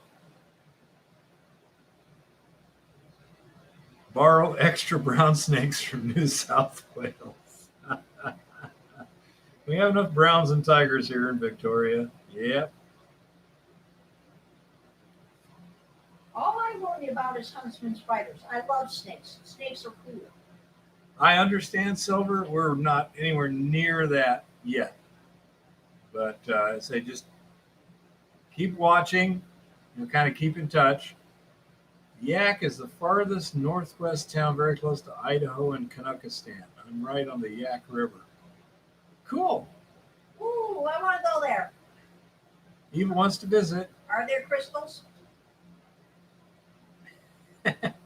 Are there crystals? He wants to know. Goldstream. Just tell people you're mining thorium. No one will ever come around. I'd say radium. That might even be better. Patrick says, I turned the telly off. I feel great. I can understand that.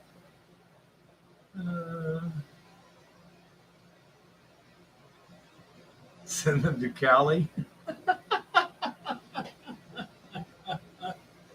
Oh, my goodness. Oh.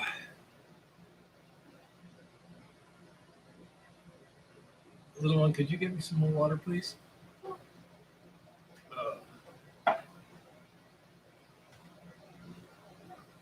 If that dude in Australia happens to live in a place where there are no huntsmen, I will consider it. Well, Sue, if you have no idea what you're doing, ask questions. That's what we're here for, and that's especially what the live stream is for, is so that you can ask a question, get a response, ask another question, build on that, and it works out real well. So you said, it's an old gold mine, but that's how I found this channel. I have no idea what I'm doing. What do you want to do, Sue?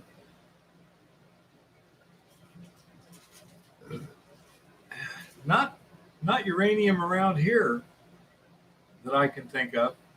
Mainly down there in Four Corners region.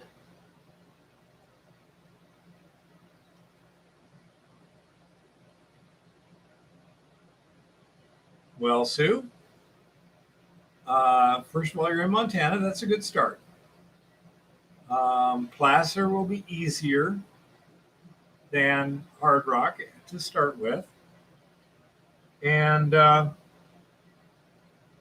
you can watch several people, Flower Gold Wizards, Bogus Prospecting. There's a number of people that have good placer channels for small scale placer. Who's that guy in Australia? Chris at Vogus has he does a lot of testing where he uses, a lot of test pans, different things against each other and stuff. Pretty good. Testing. That's the main thing. Gold isn't everywhere. And you've got to learn how to find it with minimal effort and maximum efficiency. And that's kind of the key.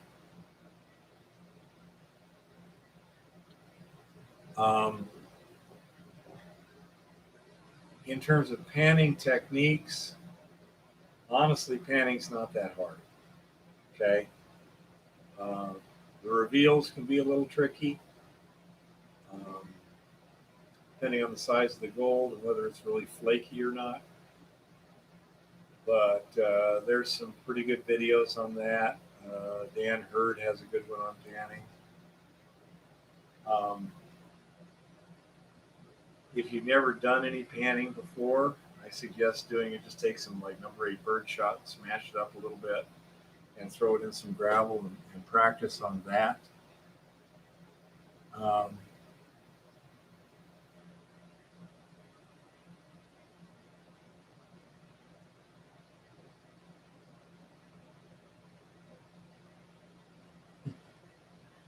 And I would go with a 12-inch pan to start, unless you're a big brute. The big 14-inch pans, they'll hold a lot of material. It takes some muscle to move them. Half-inch classifier for placer works pretty well. And see if you got a local prospecting club or rockhound club or something like that, where you can meet kind of like-minded individuals and people to know the local scene and get out there and do some stuff and do some networking. Around here, the minerals are all over the place here. It's not that hard to find them. Like our poor gentleman from Pennsylvania That's a lot more trouble.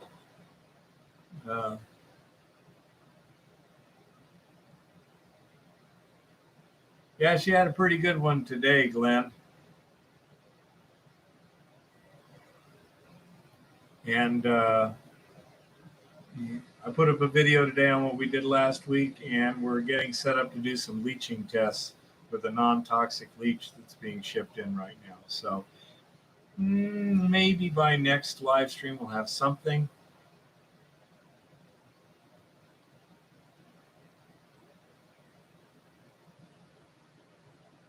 Okay, the problem with a blue bowl is it's more for working concentrates and such, not actually out on a stream or something like that.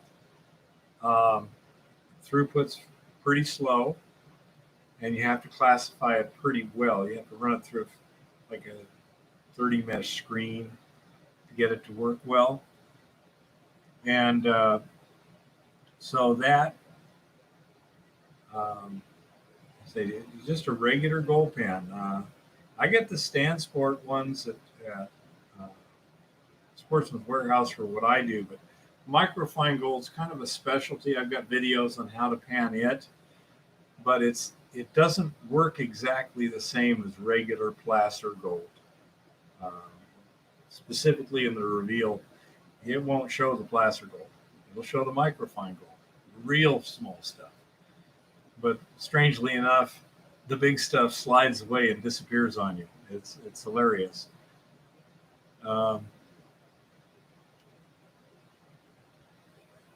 Yeah, Gold Stream, looking for good areas. Again, I like to go to local clubs if you can find them.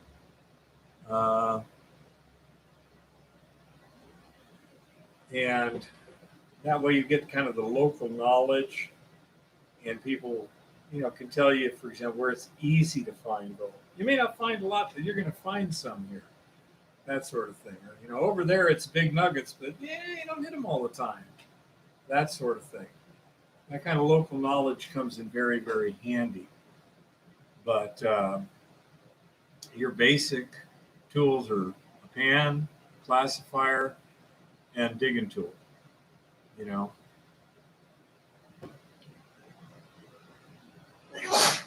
No, I have not, Ed.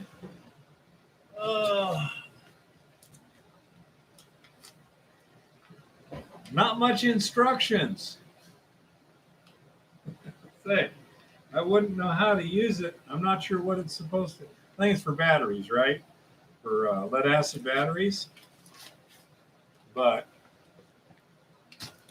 without instructions, it's kind of confusing. How are you doing? Yeah, Sue, there's a lot of people on this live stream. I don't know, not like dozens, but I mean, there's at least a dozen people right now that like to help other people out. And this is a great place to come and just ask questions. I do hard rock mining, and that's a totally different specialty than placer, but usually we have a guy here named Jim, and he's actually been professionally placer mining in Montana for 10 years. So he knows a lot on placer mining. Yeah, you might want to look at past live streams.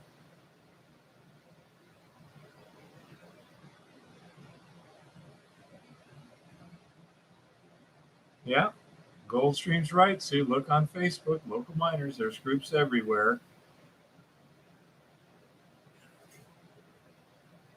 Yeah, Ed, take care of yourself. You get the chance to swing by, or you're going to be in the close neighborhood, let me know. Maybe we could meet up someplace where it isn't 110 degrees. Oh.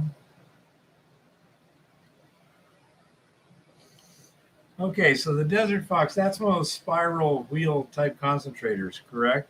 Try hard. And if so, how did it work for you? I presume you have to run it wet. I was saying with nuggets, you might be able to run those things dry. Don't know. No, I used to be in Arizona. I was in Tucson for many years. We moved up here this winter. Yeah, I thought so, Ed. Yeah, try hard. How did it work for you? The one thing I've seen about those wheels is if the gold is chunky, they seem to work pretty well. If it's flaky, you really got to slow it down.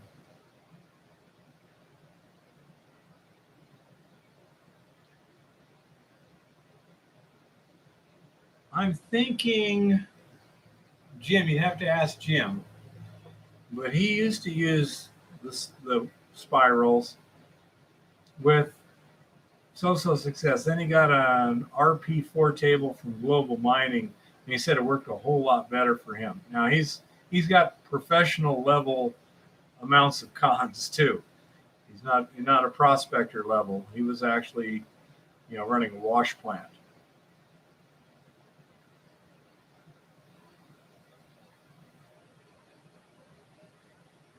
Helena, Montana, and planning on staying here. Definitely got loads of work to do through fall. Once the snow closes in, then we'll see. But I have this amazing ability to keep myself busy almost anywhere. And there's a lot of minerals around here. And it's just a target-rich environment around here. It's amazing.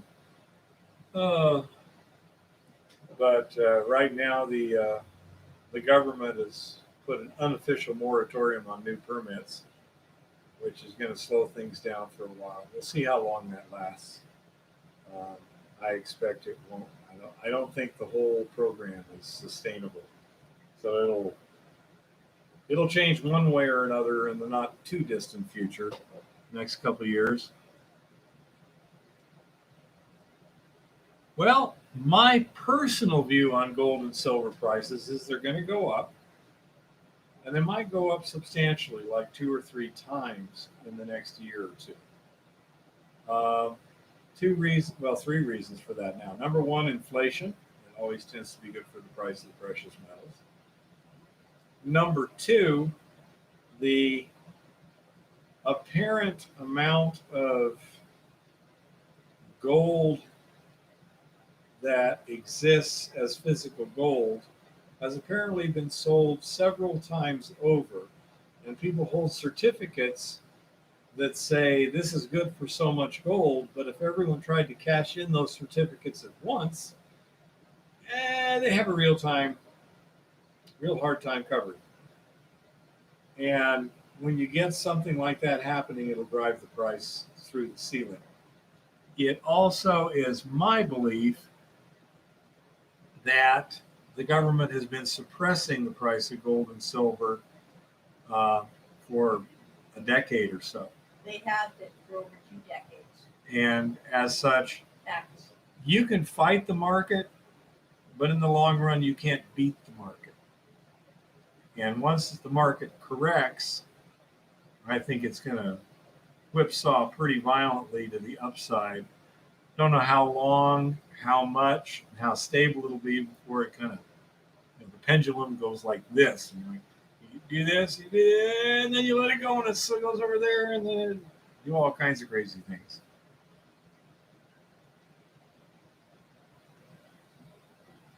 China is banning all crypto mining, according to TryHard. Yep. I heard that. That may drive more people in gold, yeah. I agree, TryHard. There's been a number of people that have been manipulating the price of gold. By the way, thank you for being one of the few countries leading the way against China now, as our president appears to be employed by them. Yes, volatility is crazy. The situation is unstable in so many different ways.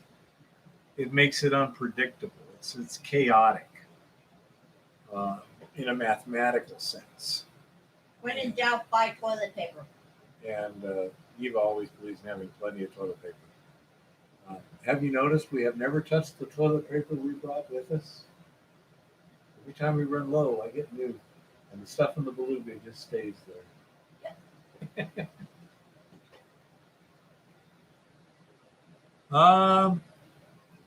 Yes, you have. I think you've got a lot of strong allies working together now, so hopefully it works out well.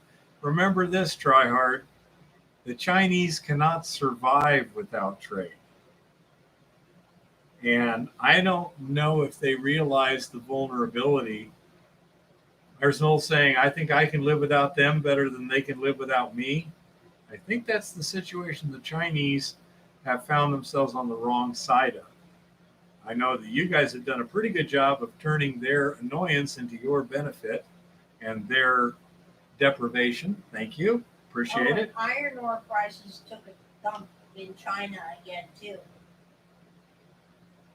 Goldstream wants to know, what's your outlook on Bitcoin prices in the coming year or two? Not my thing. That's Eva. It's going to keep being pumped and dumped on a fairly regular cycle. Right now, we're in a dumping phase. So if you can get a hold of it free or mine it, the times you want to mine it is when it's down in the toilet. That's always when you want to mine if you're going to mine Bitcoin. Otherwise, I would mine altcoins because Bitcoin is just so energy intensive, it's not worth it. You're better off mining an altcoin and converting it to Bitcoin. But yeah, I mean, I don't see Bitcoin as ever being a viable money because when the lights go out, it goes poof, okay? But it does have its uses. I mean, it's something that more and more people in rather bizarre corners of the internet use as a medium of currency. And I think in the long term, what we'll see is coins like Ethereum, Ethereum-based coins and tokens and altcoins that are used for the purpose of recording and storing smart contracts, for instance, and are tied to tangible goods and services are things that have the most viable path to becoming money. The very fact that the government is looking at floating a cryptocurrency spells bad news for cryptocurrencies because the whole point of them is to get away from government involvement. And the very fact that the government tried to pass off that story. I'll get to that in a minute, Silver. That a bunch of ransomware hackers were so stupid that they put the ransom money they collected on a rented server and the FBI got a hold of the secret key is something that nobody with half a brain buys. Okay. Something funny was going on with that whole ransom business with the pipeline and the whole ransom business with the beef industry. And we can expect more ransom to come out here going forward. We can expect more ransom attacks because Lord Malarkey was kind enough to supply a list at the G7 of things that we're all supposed to stay away from, which means either everyone will go after those things or everyone will go after everything else. And that was just one of those interesting things that came out of that collection of kleptocrats getting together to fuck up all our lives. But I see no harm in holding crypto if you don't go to extraordinary lengths to get it, if you happen to acquire some in various ways at deeply discounted prices. Oh, absolutely. I will take any crypto coin anybody gives me. I don't care what it is. If somebody gives me one free, I will hold it because someday it may triple or quadruple in value and then I can sell it for real money. Or I can trade it, on the exchange it for another more useful long-term coin. So to me, it's something fun to play with. I don't see it as a long-term viable solution. It is too tech dependent. We need to get back to low-tech, zero-tech money stuff so that our money can't go poof the way money has been tending to go poof lately. And that's the problem, is people are becoming I'll too get to the tech permitting dependent to stuff in a begin minute. with. And especially when it comes to money, we need to get back to buying local. We need to get back to networking local. We need to get back to holding and controlling our money as a physical source in our hands, because it's too easy to make it go poof when it's a bunch of numbers, whether it's your bank statement or it's crypto. Okay. The Fed will never allow any currency to take over the U.S. dollar. They will try. However, you know, The Fed Hitler may not will have never enough- allow anyone to take Germany. The Russians will never allow the USSR to collapse. The They didn't Fed allow may it. not have It an just option. happens. We could get taken off as the reserve currency by the rest of the world. I know. and That's what I was part trying of to it. explain. It's not entirely up to them. Yeah, the Reality Great has Reset a is say part in of the that. matter. Let's see. Silver, you and somebody else were talking about permits. When I said there's essentially a moratorium on permits, on federal lands, the U.S. government is apparently reviewing everything and taking their damn time about it. And therefore, nothing is getting approved. They have also revoked permits for big multinational companies on a couple of instances. Hey, Smoking, how's it going? And the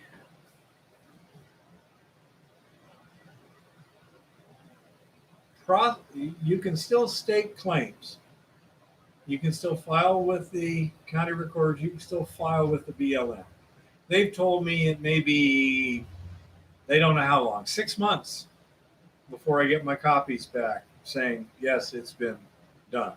Now, considering I've got 90 days to get it to them, that means I have, if they say, oh, sorry, there's something wrong here, I got nothing. I got to go back and redo it.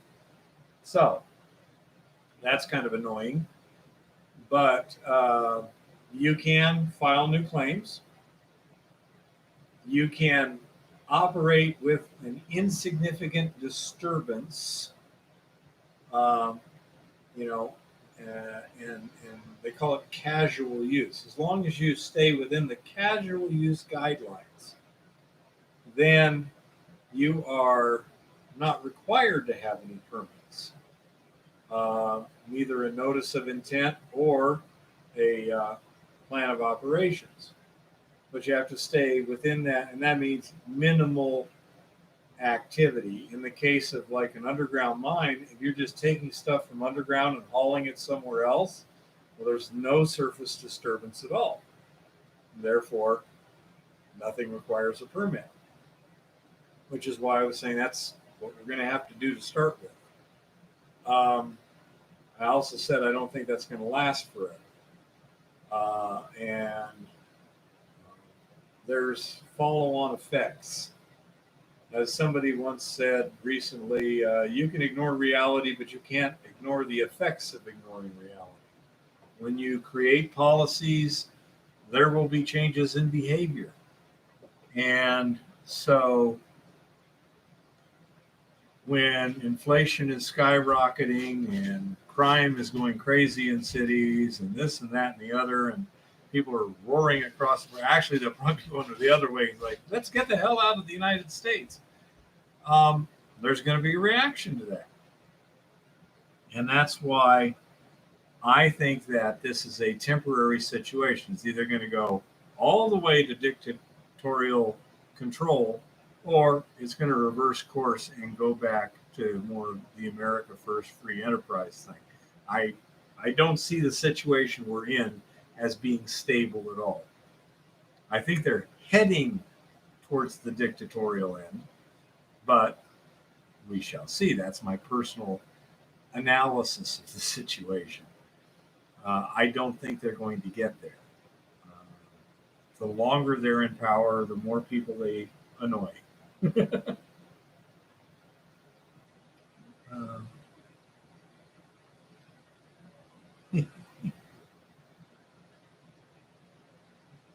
Well, first of all, you have to see a BLM field agent in the field. I'm trying to think. With the exception of the time I made an appointment to see a BLM field agent in the field to destroy some explosives I'd found, I don't think I've ever seen a BLM field agent in the field. So that's the situation. Also, as the cultural situation becomes more strained, my guess would be that the government agents would like to remain in more secure locations than out in the middle of nowhere, where Eva and I usually go Montana Bee. We were out there 2 days. We saw one vehicle in 2 days. And that's a vehicle that also we see there regularly. So in a place like that, accidents happen. And I don't think that BLM agents would want to travel out in areas like that if there was a lot of tension going on. I know I wouldn't. So right now, keep your heads down, keep it in that casual use thing. Stake new claims, which we've done a number of them this year. Make sure all your stakes are right. Yeah, and double check and make sure your stakes are in place, because environmentalists like to go out there and tear out stakes and stuff like that. Somebody that usually on this channel said some of his stakes had been deliberately taken out and basically thrown over the cliff, sort of thing. In this case, we can't tell who. There's an idea, but make sure your paperwork's in order, your claim stakes are up, and all that other stuff. Smoking. If you had enough underground room, you could certainly do it. In order to blast the room underground, you might need to dispose of some waste. If you had enough workings where you can basically excavate what you need and use it as backfill someplace else, absolutely. Go 100% underground. Including processing, depending on your equipment. Goldstream, I think you're in Kanukistan, right? Yeah, I agree with your statement there. We're right behind you.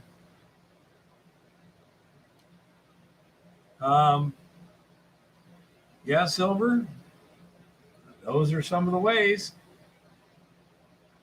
Security cameras on claims can be useful. However, make sure that you have one that's easily found and one that's not. And another thing, a lot of times access to your claim is pretty limited. There's like one road that goes in the area or whatever. And by setting up a camera a ways back from that as your backup camera, it's not likely to be seen and therefore more likely not to be taken. I don't know if you know this, but if you use your smartphone camera and you look around, the flash from a game camera shows up readily. It's infrared, but your smartphone will pick it up. You want to set up cameras so you can get license plates too. Yeah, try and get the license plates is the main thing. Yeah, Goldstream, that's exactly right. There's people who stake claims, make claims about the claims, and then sell the claims. And as long as they're careful how they word things, it's not even illegal. So I find that personally annoying. There are some people who even paper stake claims. So they're not even valid when they're staked. Apparently up in Kanukistan, you don't need to put stakes in the ground anymore. Wow, that's really weird. Well, it's kind of hard to find the stakes anyhow. With GPS, it's pretty easy to see where locations are and this and that. Yeah, it does mean that people don't have to go anywhere to stake a claim. I presume Goldstream that they simply pay a fee as opposed to have a discovery like you're required to do down here in the United States. Is that correct? Because if they have to have a discovery and they don't have one, the claim's no good.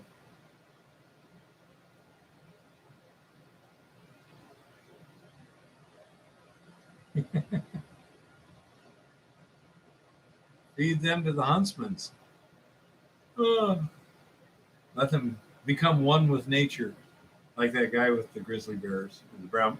The grizzlies or browns? It was grizzlies.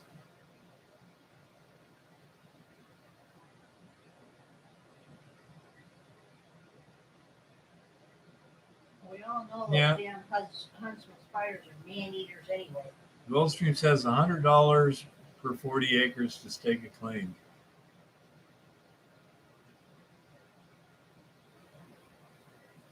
Yeah, exactly. Try hard, Goldstream. I mean, that's why in the United States they said a thing where you have to have a discovery because they didn't want people tying up the land without a legitimate reason.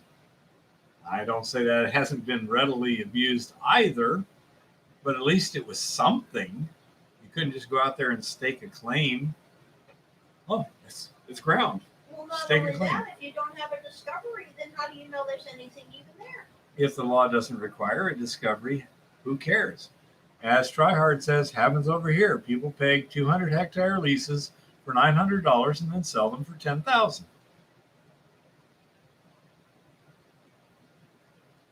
Yeah. Which is ridiculous. But can you patent claims up there and live on them?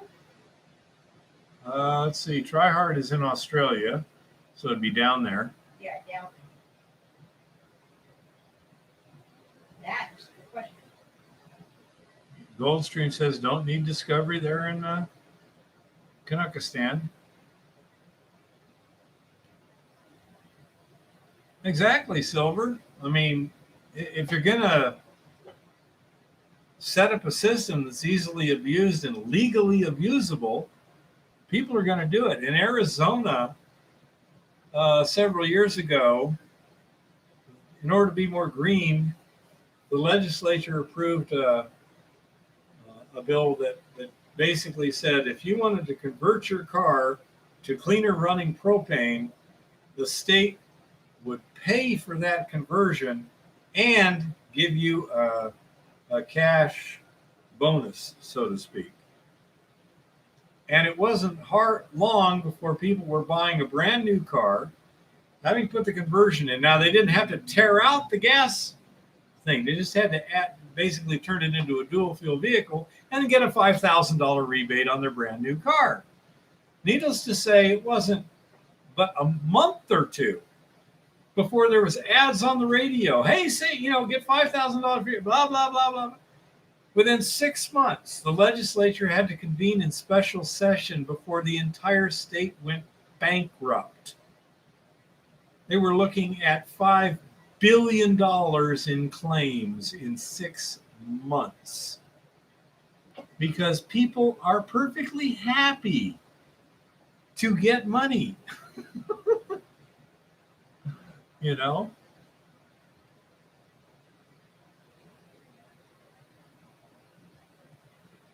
Yeah, and if you work 8 hours per claim per year, it doesn't cost anything to maintain the claim. Yeah. I believe you're talking to me, William, and that's Helena.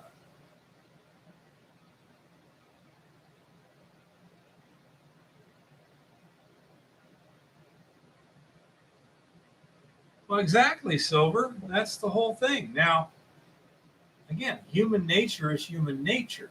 And anyone who studied human nature very long would be very, very predictable. So you either have people who are crazy, which seems to be pretty common nowadays, like AOC, or they know what's going to happen, and they're promoting something for an ulterior motive. For example, all this green energy stuff, it makes a lot of money for the green energy companies and nobody else. Everyone else pays through the nose. So it's just a great way to siphon money from the government and from the taxpayers, because there is no government money. It's all taxpayer money. And in Helena, Montana, if you want to go flip burgers at McDonald's, you can get a $300 sign-up bonus. Why? Everyone got all this money from the government and can sit home and do nothing and make more money than they can flipping burgers. Which is why the governor of Montana has rescinded that. Yep.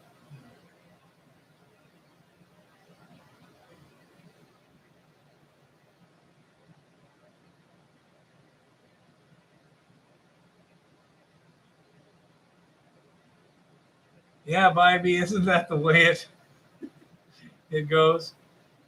In Davis County, Utah, if you added compressed natural gas to your vehicle, you can register vehicle. I think you meant can't register the vehicle because you altered the pollution controls by burning cleaner fuel. Yep, exactly. So let's say you have to look at things like defund the police, we welcome all immigrants, and stuff like that, and have to say, did they really not know this was going to happen? And I have to disagree. I don't think they're that stupid. So that means, what did they want to do? And it seems to me they want to create more Democrat voters and more chaos. But anyhow, hey, try hard. Keep it safe down there. We love you guys. You're doing better than we are right now in terms of. I like your prime minister better than our president by a lot. But you're in the firing line right now, so be careful, man.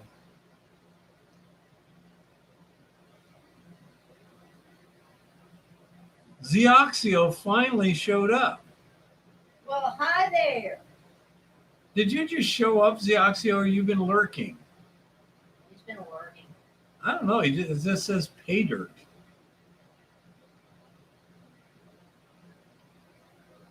Oh, yeah. We got a major influx of immigration from all these damn liberal states. That's why they call it Bozifornia. And, well, I hope the wedding works out well, Zioxio. Just got home from Bozifornia, huh? Whose wedding? A friend's. So anyhow, say, it's nice here because we don't have liberal policies. So the liberals, whose policies have driven them from their own homes, come over here.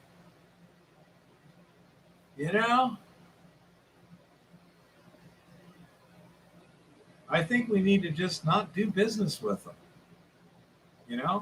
Once you find out if somebody is just not got what we think are the proper ideas, just ignore them, shun them, don't do business with them. Jim told a lady that he's done work for in the past, I'm no longer going to do work for you.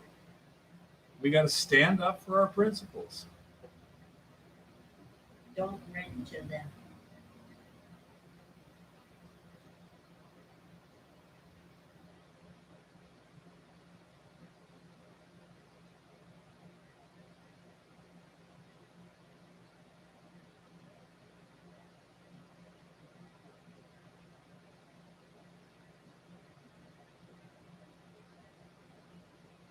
Well, over half of the land surface of Oregon wants to become Idaho.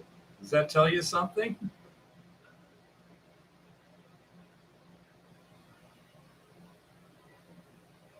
That's interesting. According to Zioxio, some gun companies have stopped selling to police in states where civilians can't legally own the guns that they make. Sounds like a plan to me. Yeah, I wouldn't be surprised. Idaho's a real popular state to join right now, Zioxio. Except that they have a woke governor. Yeah, we can fix that pretty quick, especially when all the new conservative counties join up. Yeah, I think wokeism is reaching its expiration date here.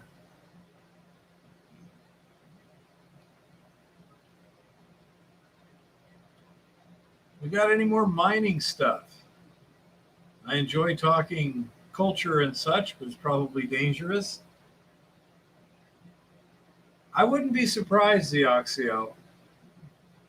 Montana's pretty good about a number of things, but they let some stuff slide through that really hindering us.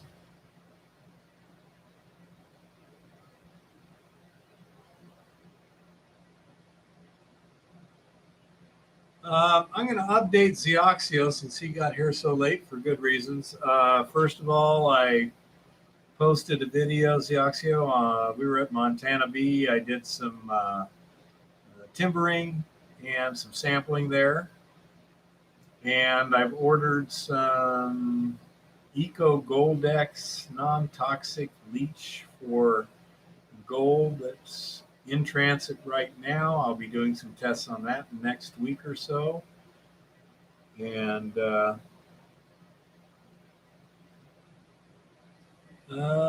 earth mine in late July if you guys want to tag along. If we're able to, sounds great. Overnight camping trip. Like that bothers us, the Oxio. Dude. Are there crystals involved in this somewhere? Are there crystals involved anywhere?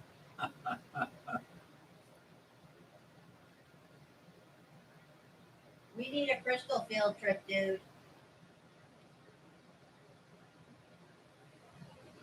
As far as I know, smoking, no. As long as you don't create a surface disturbance, you don't pollute the water. There's no basically discharges or anything. As far as you can haul out for as long as you want. Okay, Zioxio, I'll tell her rare earth elements plus fluorite crystals plus large quartz crystals with pyrite inclusions. Okay. She's game. We're going. Yeah. You can keep the rare earth stuff.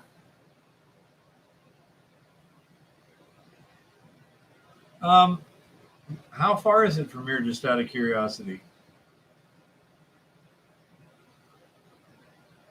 No, we're getting really good at this overnight camping stuff. Our typical trips are 2 or 3 days. We'll spend 1 or 2 nights out in the field. And we found something that really works well. See, I like to eat. I like good food. I like hot food. I don't like a bunch of sandwiches. They're not bad, but I like something a little better.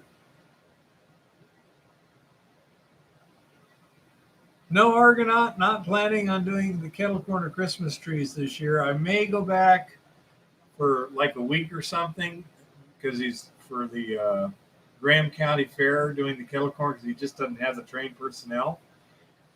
But that would basically be it. And Christmas trees, not planning on it. It's like literally 100 yards from Idaho, is what Zioxio says. Okay, so go west, young man. So one thing that we found works really well, we make something we call hamburger crumbles. Well, we call it meat mix. She calls it meat mix. Okay, so it's meat mix. I'm sorry, I call it crumbles. But the recipe is, first of all, I cook up a bunch of bacon, cut it up in little pieces, cook it up. Oh, it's easy to brown it all, and then save the bacon grease for other stuff. Love bacon grease. And then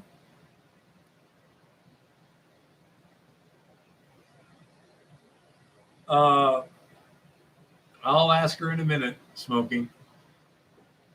Then we take hamburger and some chopped up sausage, finely diced sausage, some bacon, cook it all up in just crumbles, drain it well. Oh, and some Brown some onions too. And then put it in a Ziploc bag, throw it in the ice chest. For dinner, take some, put it in a pot, throw a little bit of water in there, put a lid on it, get it hot. And so far we found several things. One, barbecue sauce, barbecue beef. Number 2, manwich, sloppy joes. Number 3, beef gravy, tastes delicious. Number 4, enchilada sauce, and then put cheese on top. And eat that with tortillas. So we could be eating really tasty food, and it's keto. It's very low carb for her. Very quickly and easily. At the end of the day, I don't have to spend much effort. And we're eating really nice, tasty, wholesome food. Works good. Then for breakfast, you take some crumbles, throw it in a pan, put some eggs on it, stir it up. Works really well. And it's made camping, I'd say, just more comfortable, huh? I really like it. Okay. Yeah, it's delicious. Smoking Joking says, question for Eva. If an ex stole my quartz crystals, is it bad juju for her? Yes, it is, and depending on if she knows what to do with them, it can also be bad juju for you. Okay. I don't know. Yeah, bad juju for her. Okay. Smoking Eva says, yes, it is bad juju for her, but if she knows how to use them, it can be bad juju for you too. Okay.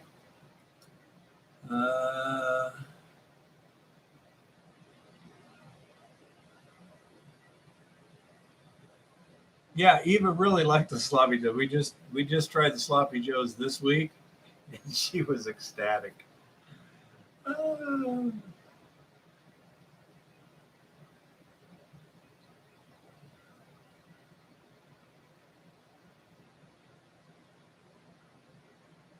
Yeah, we just throw it in an ice chest with some frozen bottles of water. We have a 12-volt ice chest that we got a spot for in the freezer. The 12-volt draws a lot of current, so we just freeze about, I think it's 8 bottles of water, throw them in there.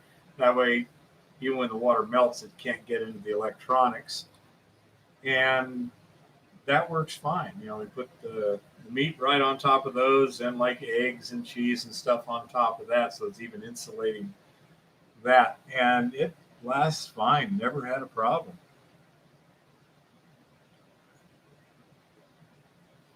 Yeah, you could use frozen gallon juice, but in this particular ice chest, the little smaller bottles work better.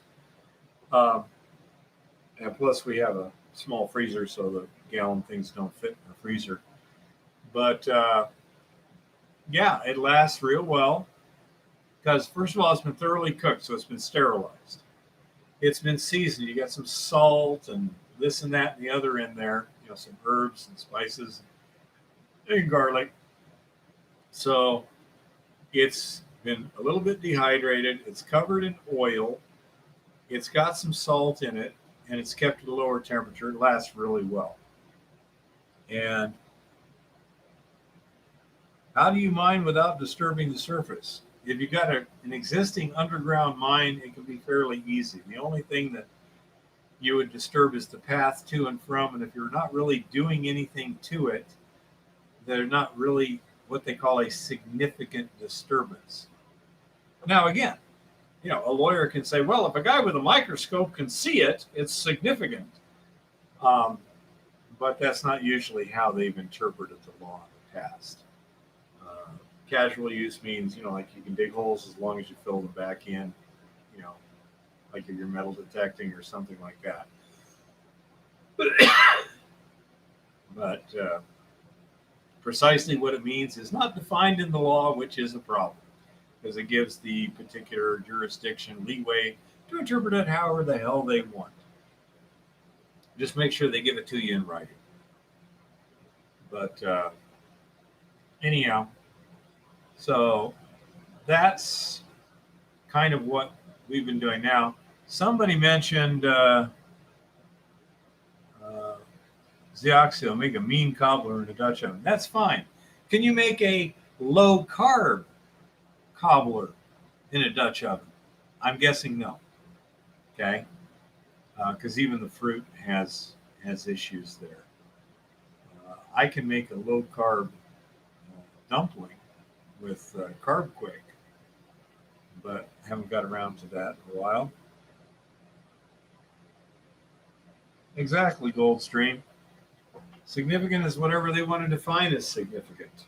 It used to be in southern Arizona, no engines over 5 horsepower, less than 2 acres total disturbance, no motorized earth-moving equipment, no chemicals, no explosives. That was the rule. Okay? Now, that's a pretty significant disturbance by my book, but that was casual use at the time. Now, of course, that wouldn't fly.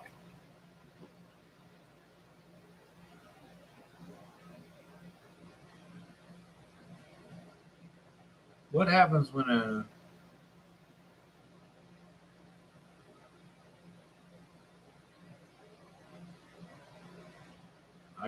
I don't know the RE part, but what happens when a developer buys a tract of land and builds homes? It's ridiculous the miners are vilified for doing no more, arguably less damage. Absolutely. But that's not the way they see it. Part of it is, of course, the homes are built on the outside of a city in general, which looks okay, but even out in the farmland, I agree. If you cover it with houses, what's the difference in houses or a mine? It's psychology. People are not logical creatures. You may have noticed this if you looked carefully.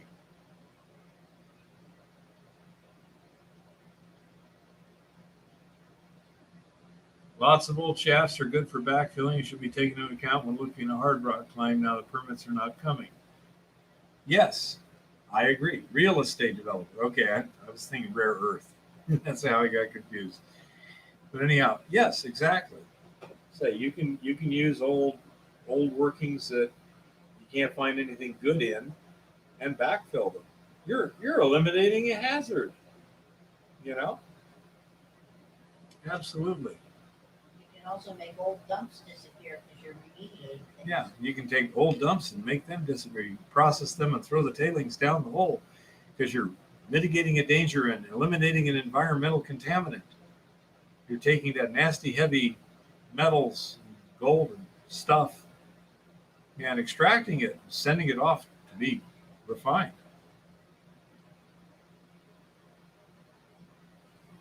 Logic is not truth. Let's see. Logic is a process, not an end. But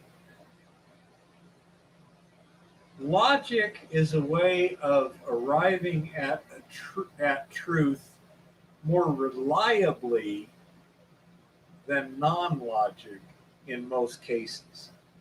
And in many cases, a logical fallacy can be proven to have no validity. For example, lack of proof is not proof of lack. You know,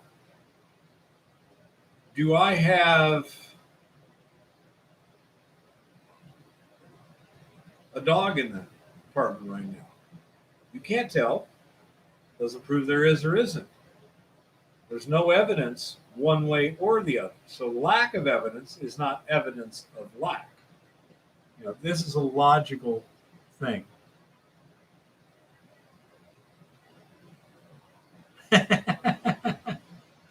Yeah, Patrick, you're floofy, all right. Shy? I don't think so.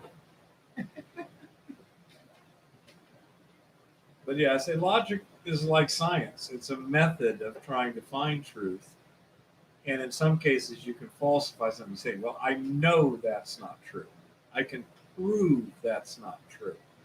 Or I can show evidence that that's probably not true, or more probably not true than true, or vice versa. You know? But it's just another tool.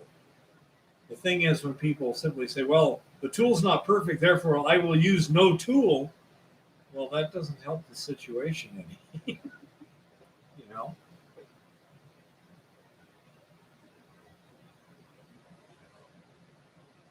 So, anyhow, any more gold mining things?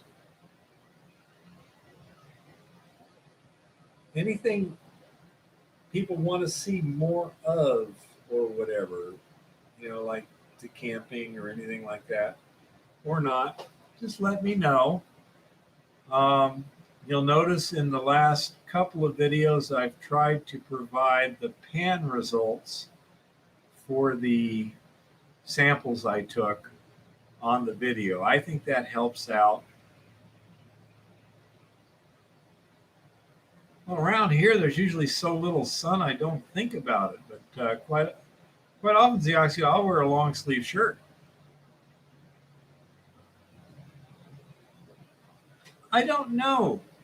I think construction, there's a big market for that right now because of all these progressives moving in from the coast. It seems to me that there's a real shortage of construction workers and stuff. But so I'm trying to do that on the videos. I'll try and do a little bit more of the labeling, like this last one said, hanging wall, foot wall. Because I keep forgetting that there's a turnover in viewers, and there's people that haven't seen, been watching for 5 years. And I'm, I remember what I did. So I'll try and do it a little bit more towards to inform those that might not have seen other stuff. Okay, Patrick, I'll try.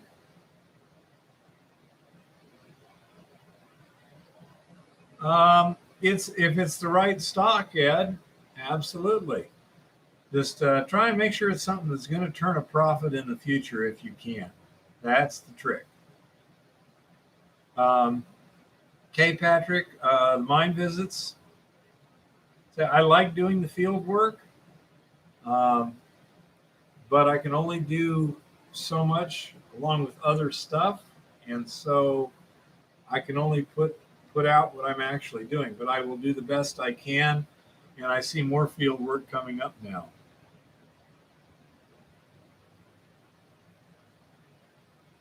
Up in Montana here, Silver. He's in Butte, about 60 miles south of me.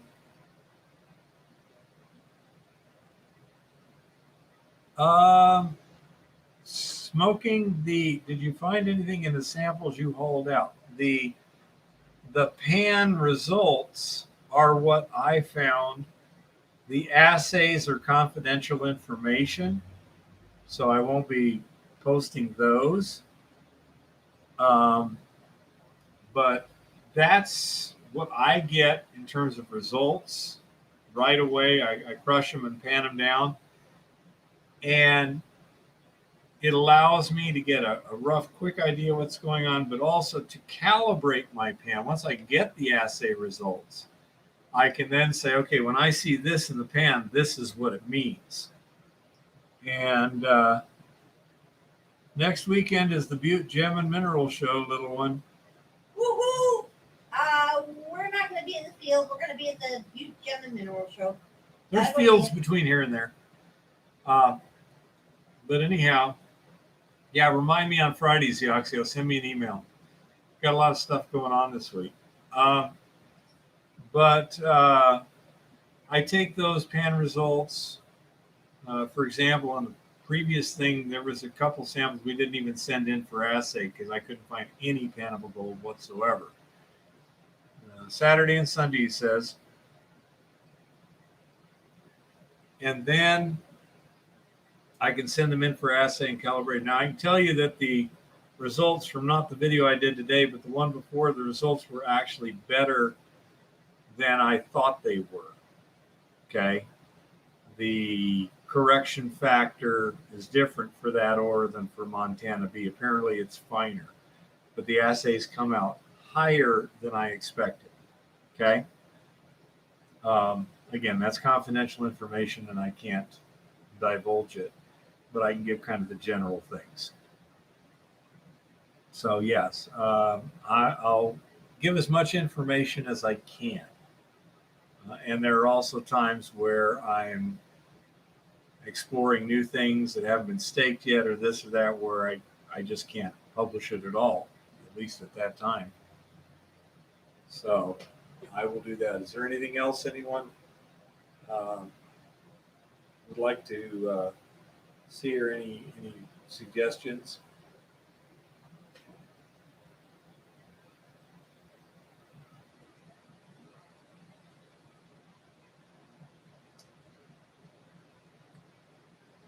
Okay, any other questions here? It's in our usual 4 hours. We managed to make it that far. Starting to fade out a little bit here. My throat will be sore tomorrow as usual, but not bad. And I've got to be up early in the morning.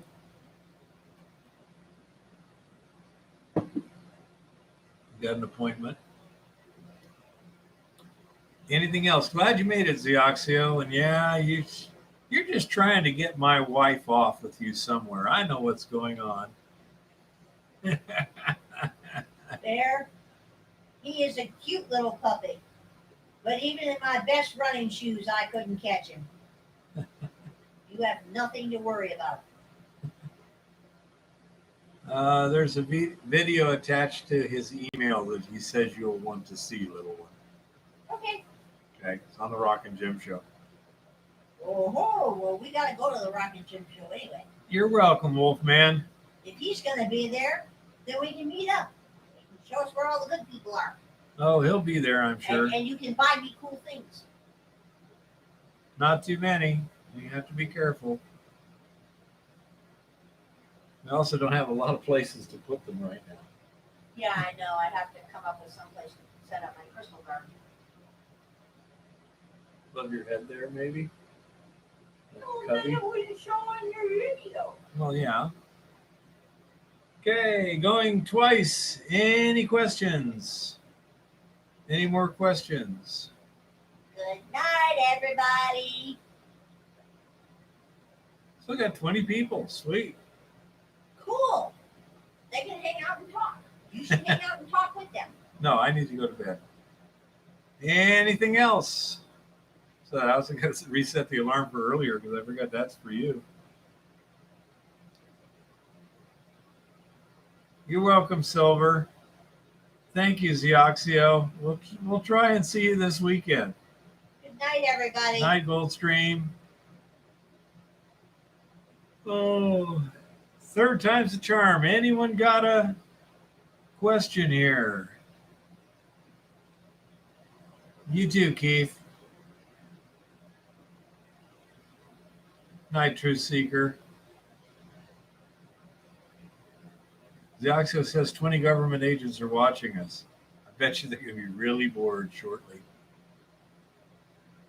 You too, Argonaut. I guess Chris left a while ago.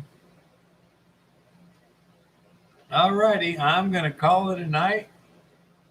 You guys take care. Happy prospecting and keep it safe out there.